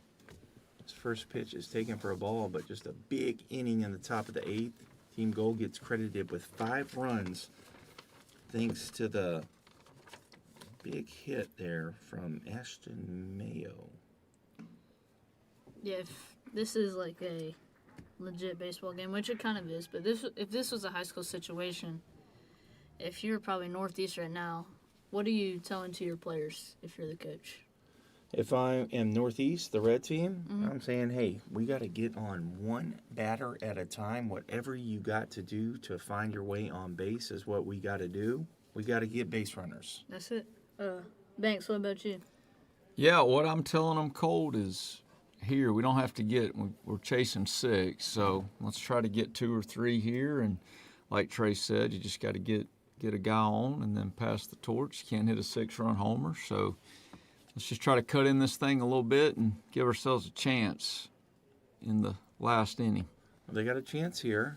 He's in a 3-2 count. And I think, speaking to that, we had talked about how there was kind of a lull in the game with not many runs scoring. The top of the 8, Luke Smoke falls behind, the leadoff batter for Team Gold, puts together a really tough at-bat against Kellen Spencer, able to get that leadoff walk, and a lot of times that can spark some runs. I'm gonna extend on that question. What are y'all's thoughts on, late game? You're down by a few. Are you big on take till you get a strike, or are we saying be ready to swing the bat? It depends on the hitter, in my opinion. I mean, and this isn't coming from me, it's coming from my dad. Okay. So don't think I'm just making radical decisions. Hey, man, you've had some great opinions up here. Yeah, but I mean, I think a lot of it, too, Colt, is the pitcher. Because if he's, a lot of times, in a game like this, if you take a strike, you're losing your chance to ambush, So a lot of times it's like, let's hit our way on, and then let's be a little more selective. Yeah, I'm probably under that same Same mindset. If you get a guy who's a little erratic out there, you might want to see him throw a couple pitches. Man, I've been watching the big leagues this year a lot, and these guys just with unbelievable stuff.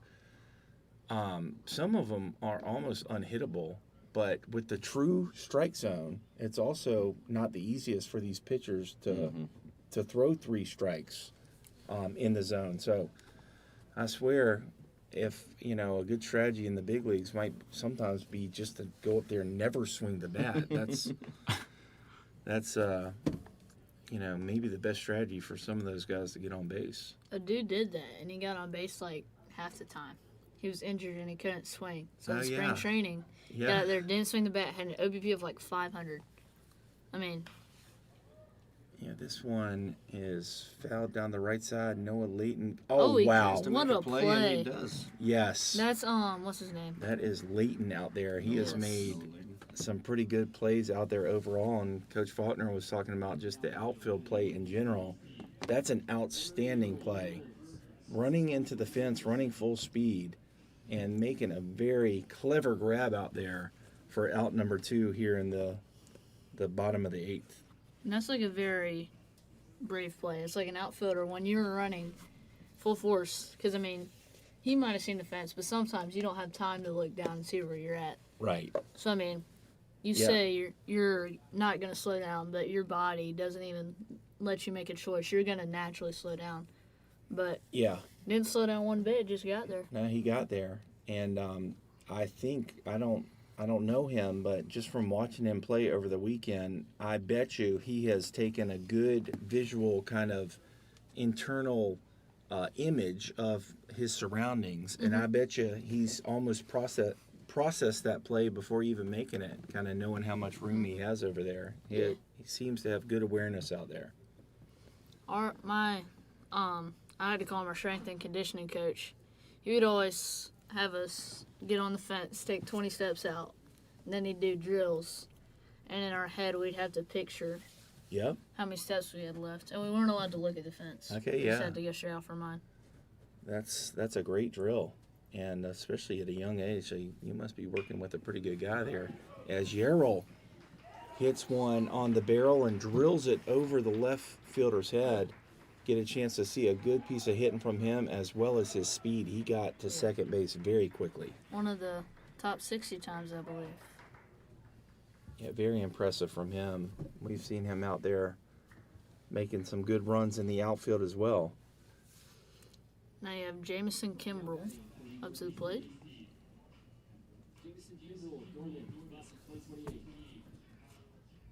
This is a big spot for the red team right here.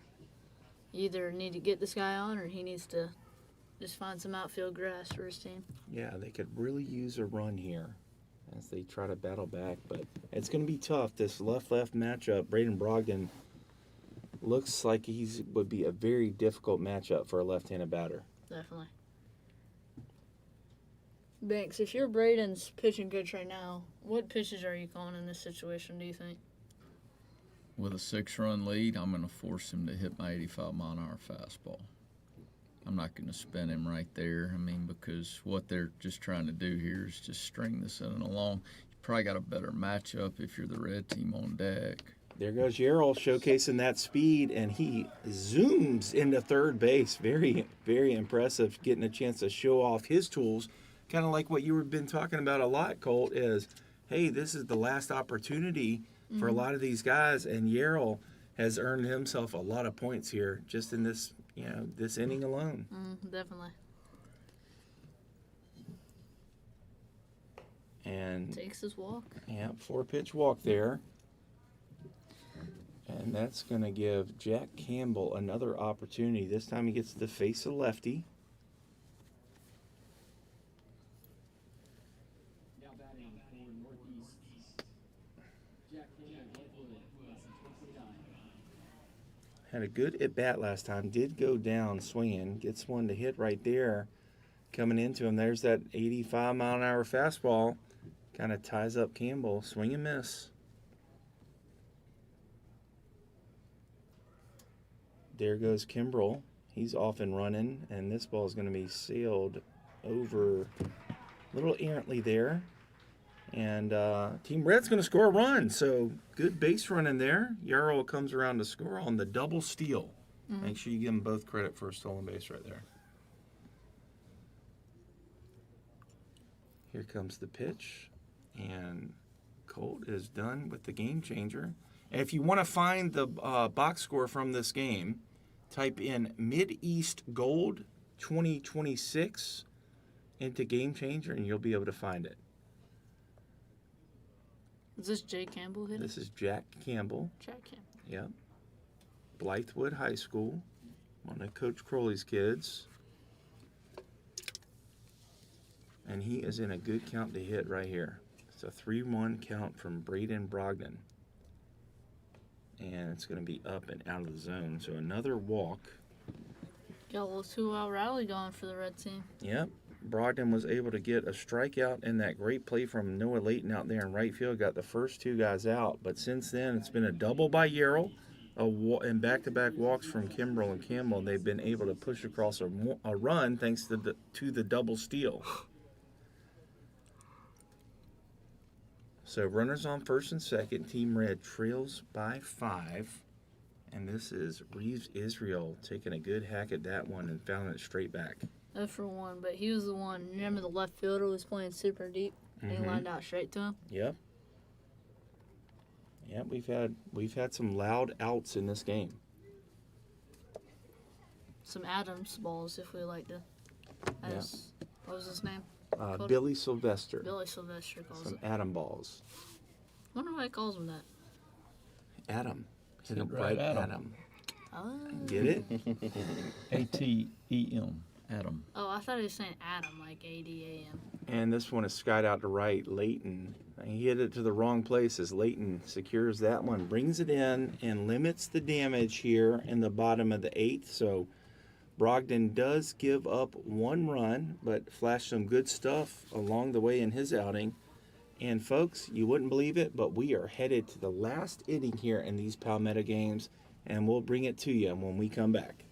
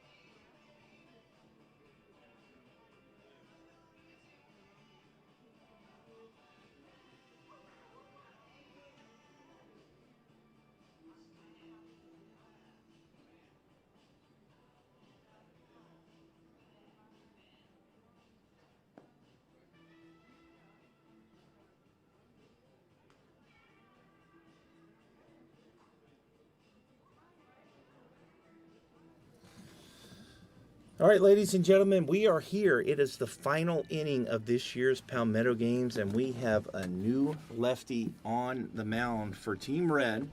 It's 11-6. Team Gold leads it, and this is Elijah Flatt, the left-handed pitcher out of P27 Academy. Aaron, you know how me say his name? This is Aaron Eberhardt. There we go. Aaron Eberhardt at the plate for Team Gold. 0 for 2 today. Hoping to get a nice little base knock for him right here. Yeah, hoping to make a name for himself with the bat before his time at the Palmetto games are over. This is a good-looking pitch from Elijah Flatt up to 88 miles per hour with a kind of a funky delivery.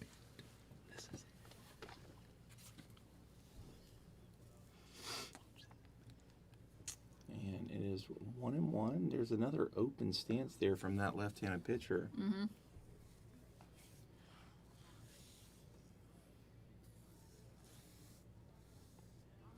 So falls behind 2-1.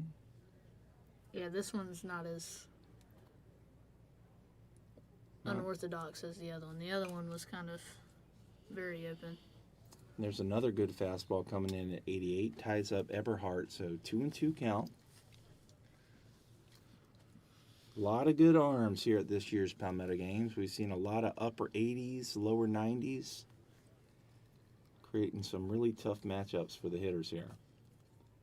And there's a beautiful little all-speed pitch there to get Eberhardt swinging. Looked like a changeup at 79 miles an hour. So Eberhardt goes down via the strikeout. And that's going to bring us back to the top of the order. This is Colt Babbitt. He has had a really good day at the plate.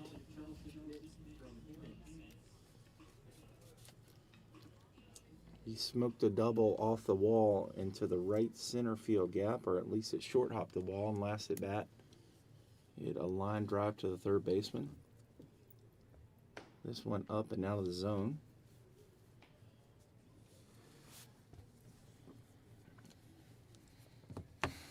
Babbitt 5'10", 185, a 1340 SAT. That's pretty impressive. Really impressive. And he gets one to hit right there, but the stuff from Eberhardt kind of got in on him a little bit. That one's up to 89.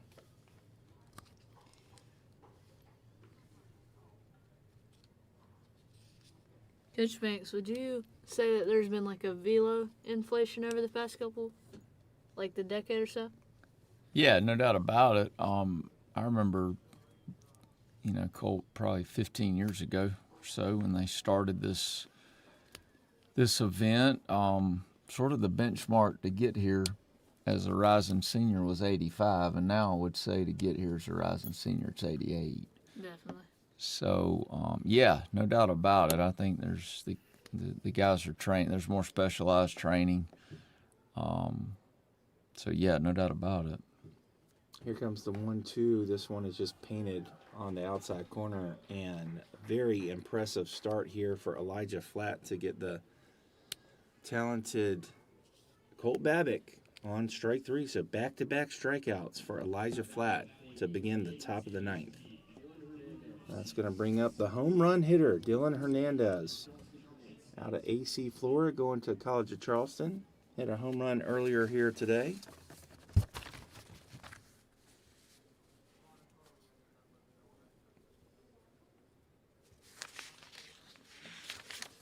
This one misses for a ball, but Flatt has looked really good here from the left side. The first two guys he's faced to strike out, and another tough hitter here in Hernandez.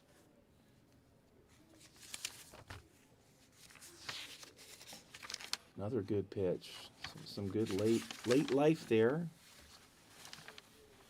Probably clipped the corner there on the outside corner, so 1-1.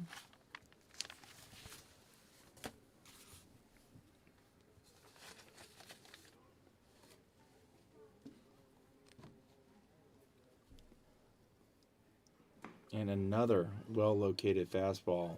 The ball is coming out of his hand very well. I think he's tough to pick up. You know, like his issues in the past have been just being in the zone enough, but he rarely gets squared up.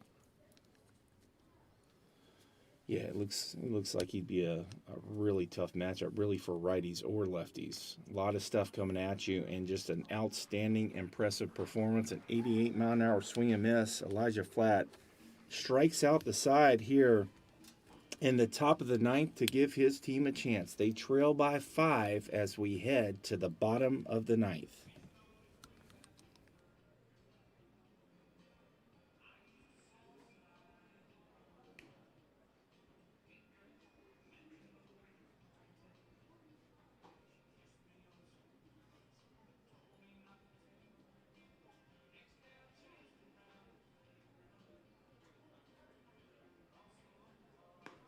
Now pitching for the Mideast team, Luke Smoke, Spring Valley, class of 2029.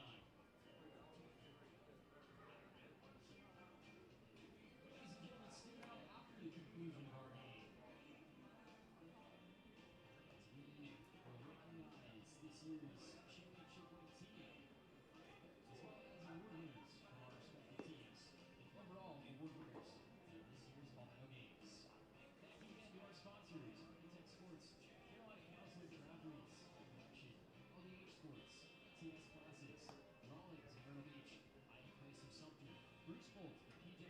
Model.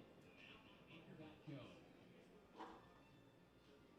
Be on the lookout next week for the 100th edition of the Bullpen Show. All right, guys, welcome back in here. Thank you so much for joining us here at this year's Palmetto Games. We're going to take a minute here, and Colt Welch is going to thank all the people that have come up to the booth over the past 2 days. We thank everyone for joining us via the broadcast, and we thank all of our special guests as we've been fortunate and privileged to bring you the action. Colt, take it away. So obviously, first off, yourself, Trey Dyson, Okay, been a thank great you. play-by-play commentator. Coach Banks, Coach Crowlands. Coach Crowley from Blythewood High Sorry, School. I say it wrong every time. Corey Welch, Dell Nelson, Billy Sylvester, Yeah. Georgetown coach, Coach Sanders. Coach Sanders, me, and then North Greenville coach. Come on, you can do it.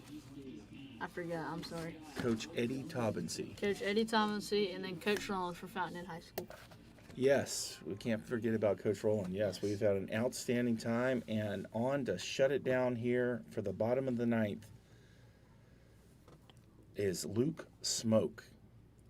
And he gets a swing and a miss right away from Jordan Scott, right-handed hitter out of North Augusta. Yeah, we've had a great time, and Colt, I think you have really made a name for yourself up here in the booth. You've done an outstanding job, and we have loved to have you. I've enjoyed being here. First time ever doing this, so I've enjoyed it. Yeah, I think you keep getting better and better. Smoke, I like that. What he did right there, a little quick delivery, kind of mixed it up, and that one looked good from up here, but must have been down in the zone. So 1-2, and Popped it up. It's gonna get a look.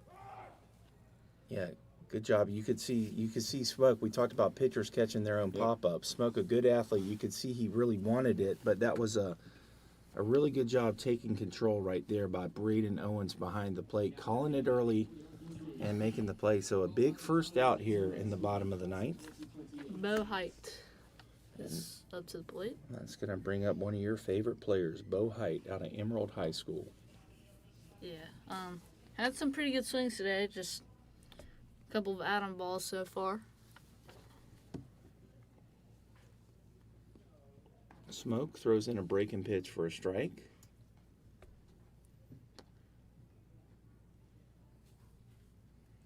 Trying to close it out for Team Gold. He's done a really nice job here in his first Palmetto games.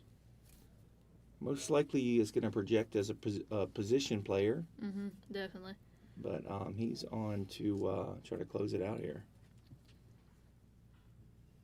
And a good fastball on the outer half. That one at 81 miles an hour. See what Bo Height can do in the 1-2 count hole right here. We'll see. His team could really use a base runner. Fouls that one. Fouls it off.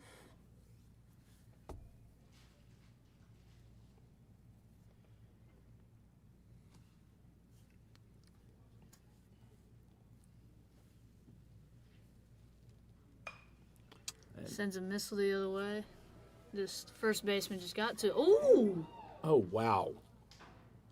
Oh, man. Big collision over there at first base. It was an incredible pickup over there by Leo Modern. And Bo Height hustling all the way until the final out here in Sumter. Really tough kid and a very physical play over there at first base. Hopefully nobody is injured. Yeah. I think what happened is Bo Height went one way because he thought the first baseman was going the other way. Yep. But the first baseman, I think, just stuck his leg out, not on purpose. Right, just trying to get the out. And looks like Height is Doing okay. Yeah, walking back, he's tough. He's a physical guy and a tough player. And it was really an outstanding pickup over there by Modern and a really good job at two-strike hitting from Bo Height. Yeah, letting that ball get deep. That's going to bring up Luke Young as Luke Smoke tries to close it out. You know, one thing I like about Luke, I kind of mentioned his approach there when he was leading off that inning. You could tell that he was trying really hard to find a way on base. Right here, you see him. He's not, and this ball is smoked into center field. Young puts a charge into it, and that is going to go over the head of the center fielder. So a nice last at bat here from Luke Young. Yeah.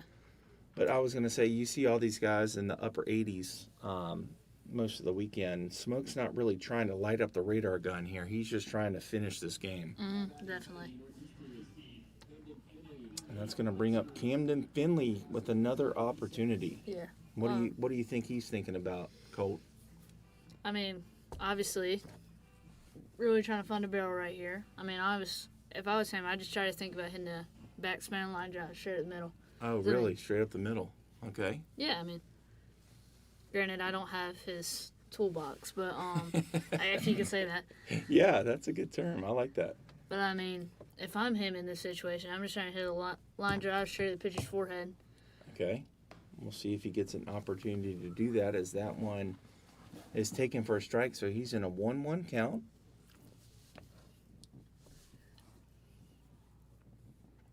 Here comes the pitch. This one is taken down for a ball. I mean, if I had his skill set, man, I'd try to pull a ball into a gap because, I mean, he can absolutely hammer a ball. And, well, maybe with this pitcher, you might want to just let the ball get deep, try to hit it line drive to the right center gap. That one tied him up. And he is now in a 2-2 count. He's going to have to battle here with 2 strikes. One of my favorite high school coaches told me with 2 strikes, you never be early. You always be late. Yep. Either late or on time. And he saw that ball in there deep. Had a pretty good pitch to hit right there. Fouled it back.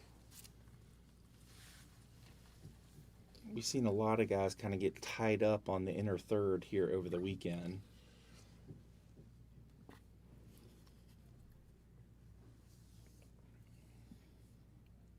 This one is bounced. And a good block back there from Braden Owens, the catcher.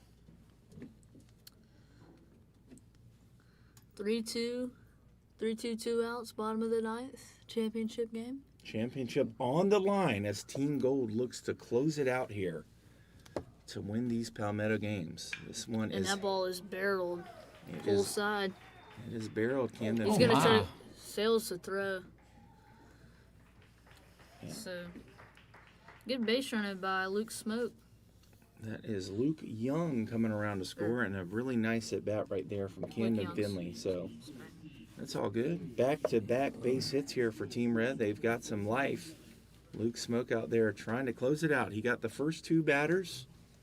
The next 2 have reached, and he's got his hands full right here with Jack Bailey, who's been taking some big swings here today. Definitely. I saw Luke Smoke on my screen, and that's the first Luke I thought of. We got several Colts here today, including yourself. Colt Bakich. Who else? Well, we got Colt Bakich. We also have Colt Babick, and we've got a Colt Welch up here in the booth. Got Colt Sparger, who's a left-handed pitcher. It's a very popular name. Yeah, Colt West, as Dale Nelson calls it. This The one ball's is also barreled. This one is also barreled out there left field. That so last out's the toughest one. toughest one. You gotta be Luke Smoke just needs to kind of switch up the momentum, maybe move on the rubber a little bit, or do something to kind of switch up the momentum, try to get the last out. And here comes Cruz Honeycutt. Big, powerful guy. He's got a chance to drive in some runs here, and with one swing of the bat, he can make this a pretty interesting game. 2 runners on. This one is right on the outside corner. So let me ask you a question, Trey. Would you rather, if you're the Red coach right here, if you're Spangler, would you rather hit a home run here to make it 11-10, or would you rather just single and leave the bases full? That is an interesting discussion. It's going to be hard for me to ever turn down a home run, but they have been known to be rally killers in the past. So Yes. we'll see. Honeycutt. Did you say you want? Yeah. Yep. He just swung at that changeup out of the hand. And now we'll see if Smoke is able to put him away. Chris Honeycutt. You've heard that name plenty of times today. Yeah, Over but at first base. And we have. This one he tried to go inside with a fastball and missed. So 2-2. Luke Smoke battling out there, trying to get the final out here in these Palmetto games. It's been difficult. And this one is fouled down the third base line. And that's going to get out of play. If you're the hitter right here, what do you think's going through his mind right now? Well, that's a good question, Colt. But if I'm him, I'm thinking, hey, this guy, good pitcher, but probably doesn't have a fastball that can get past me. I want to make sure I see the ball deep and sit fastball and then adjust to the off-speed stuff. There is the off-speed stuff. He did wait on it, and he spoils another one. And we are running out of baseballs here, folks. I mean, we probably brought like 136. Well, we got one in play. Just grab it from the bucket or something. Yeah, good I think point. that's what they're doing right now. Bottom 9, Team Gold leads at 11-7. Luke Smoke on the mound. Cruz Honeycutt at the plate. 2 base runners on. 2-2-2. And a 2-2 count. This one Fouls it. fouled away again. So, Smoke doing a nice job. Throwing strikes, just having a hard time putting them away. Yeah, I don't think Luke Smoke's really throwing any ball. I mean, a lot of balls. Oh, He's doing it. thrown 9 balls out of 30 pitches. Here we go. We're going to do it again. This one a little bit up and out of the zone. So They'll be taking off on the pitch here, so you're going to have to throw it across. just do an inside move right here. Yes, I I was like thinking it. it. He doesn't. He's going to come home, and And he's he going got to him. get strike 3. So just an outstanding effort, and congratulations to Team Gold. They are going to win this year's Palmetto Games with a final score of 11-7. Any final thoughts here before we go, boys?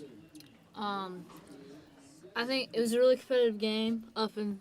Obviously, as Coach Banks said, there was one big inning in this game that kind of decided it. They put up 5 runs in the 8th. That kind of put them away. It was a pretty competitive game until then. I do like that the red team didn't just give up, roll over. I mean, they still put up a decent fight. It just didn't go their way. And I'd like to thank all the DP staff for running this event and for all the viewers that have watched this today. Very well said, Colt. You did an outstanding job. Coach Faulkner, what you got as we head out of here? Yeah, I think the future of baseball's bright. I mean, there's a lot of really good players in our state, a lot of young talent. So I'm excited about what's to come. All right, Banks, and how about you, Coach Crowley? Biggest thing is hopefully everybody here has the best season they can, right? I know as a coach, I'm looking at it as a lot of guys that I'm going to have to get my guys ready for. So it's a good thing to see, right? The future is bright. Future is bright indeed, and I want to just thank everyone as well for joining us.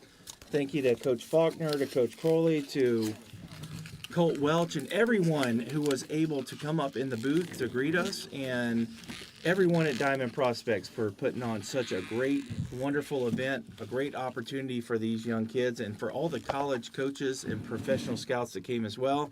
So from everyone here at Diamond Prospects, we will see you next year. Thanks for joining. And by recognizing our award winners from our Northeast team.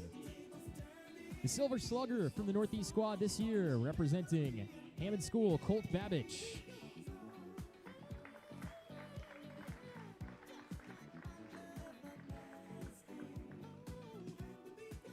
That's of the Mideast squad. That's the Mideast squad. The Silver Slugger, Colt Babbage of the Hammond School. The Silver Slugger from the Northeast team, Jamison Kimbrell, Dorman High School.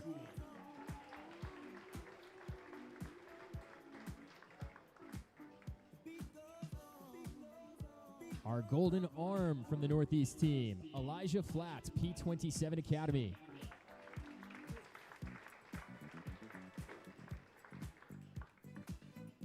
Our Gold Glove Award winner from the Northeast team, Reeves Israel, Southside Christian.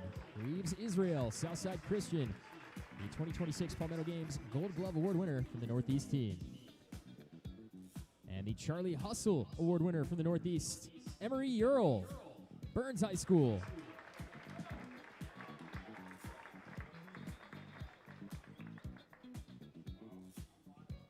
Back to the Mideast squad, the golden arm of the tournament from P27 Academy, Braden Lawton.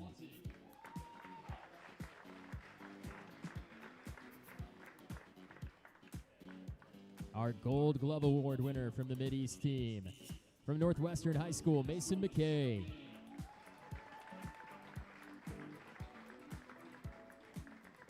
And the Mideast's Charlie Hustle Award winner, from Nation Ford, Noah Layton.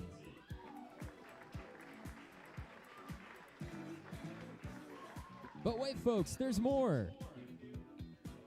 Now it's time we recognize our overall award winners.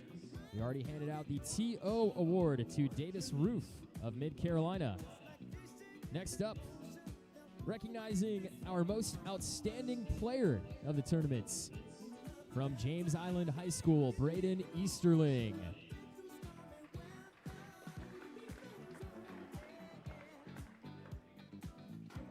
Our most outstanding pitcher of the tournament from Fort Mill High School, Braden Richardson.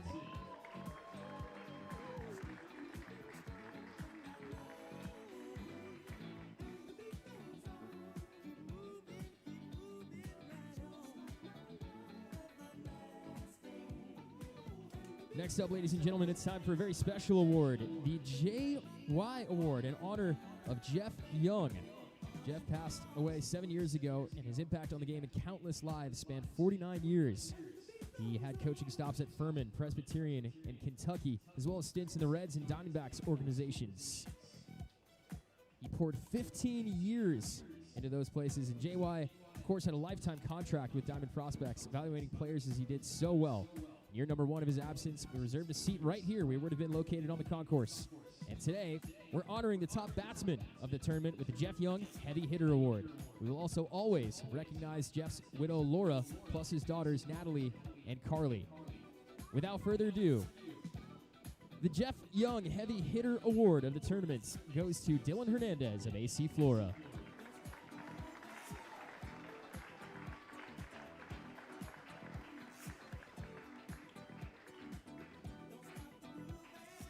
Congratulations, gentlemen, on your individual awards and performances this weekend. And best of luck to all of you in your efforts on and off the field in the future.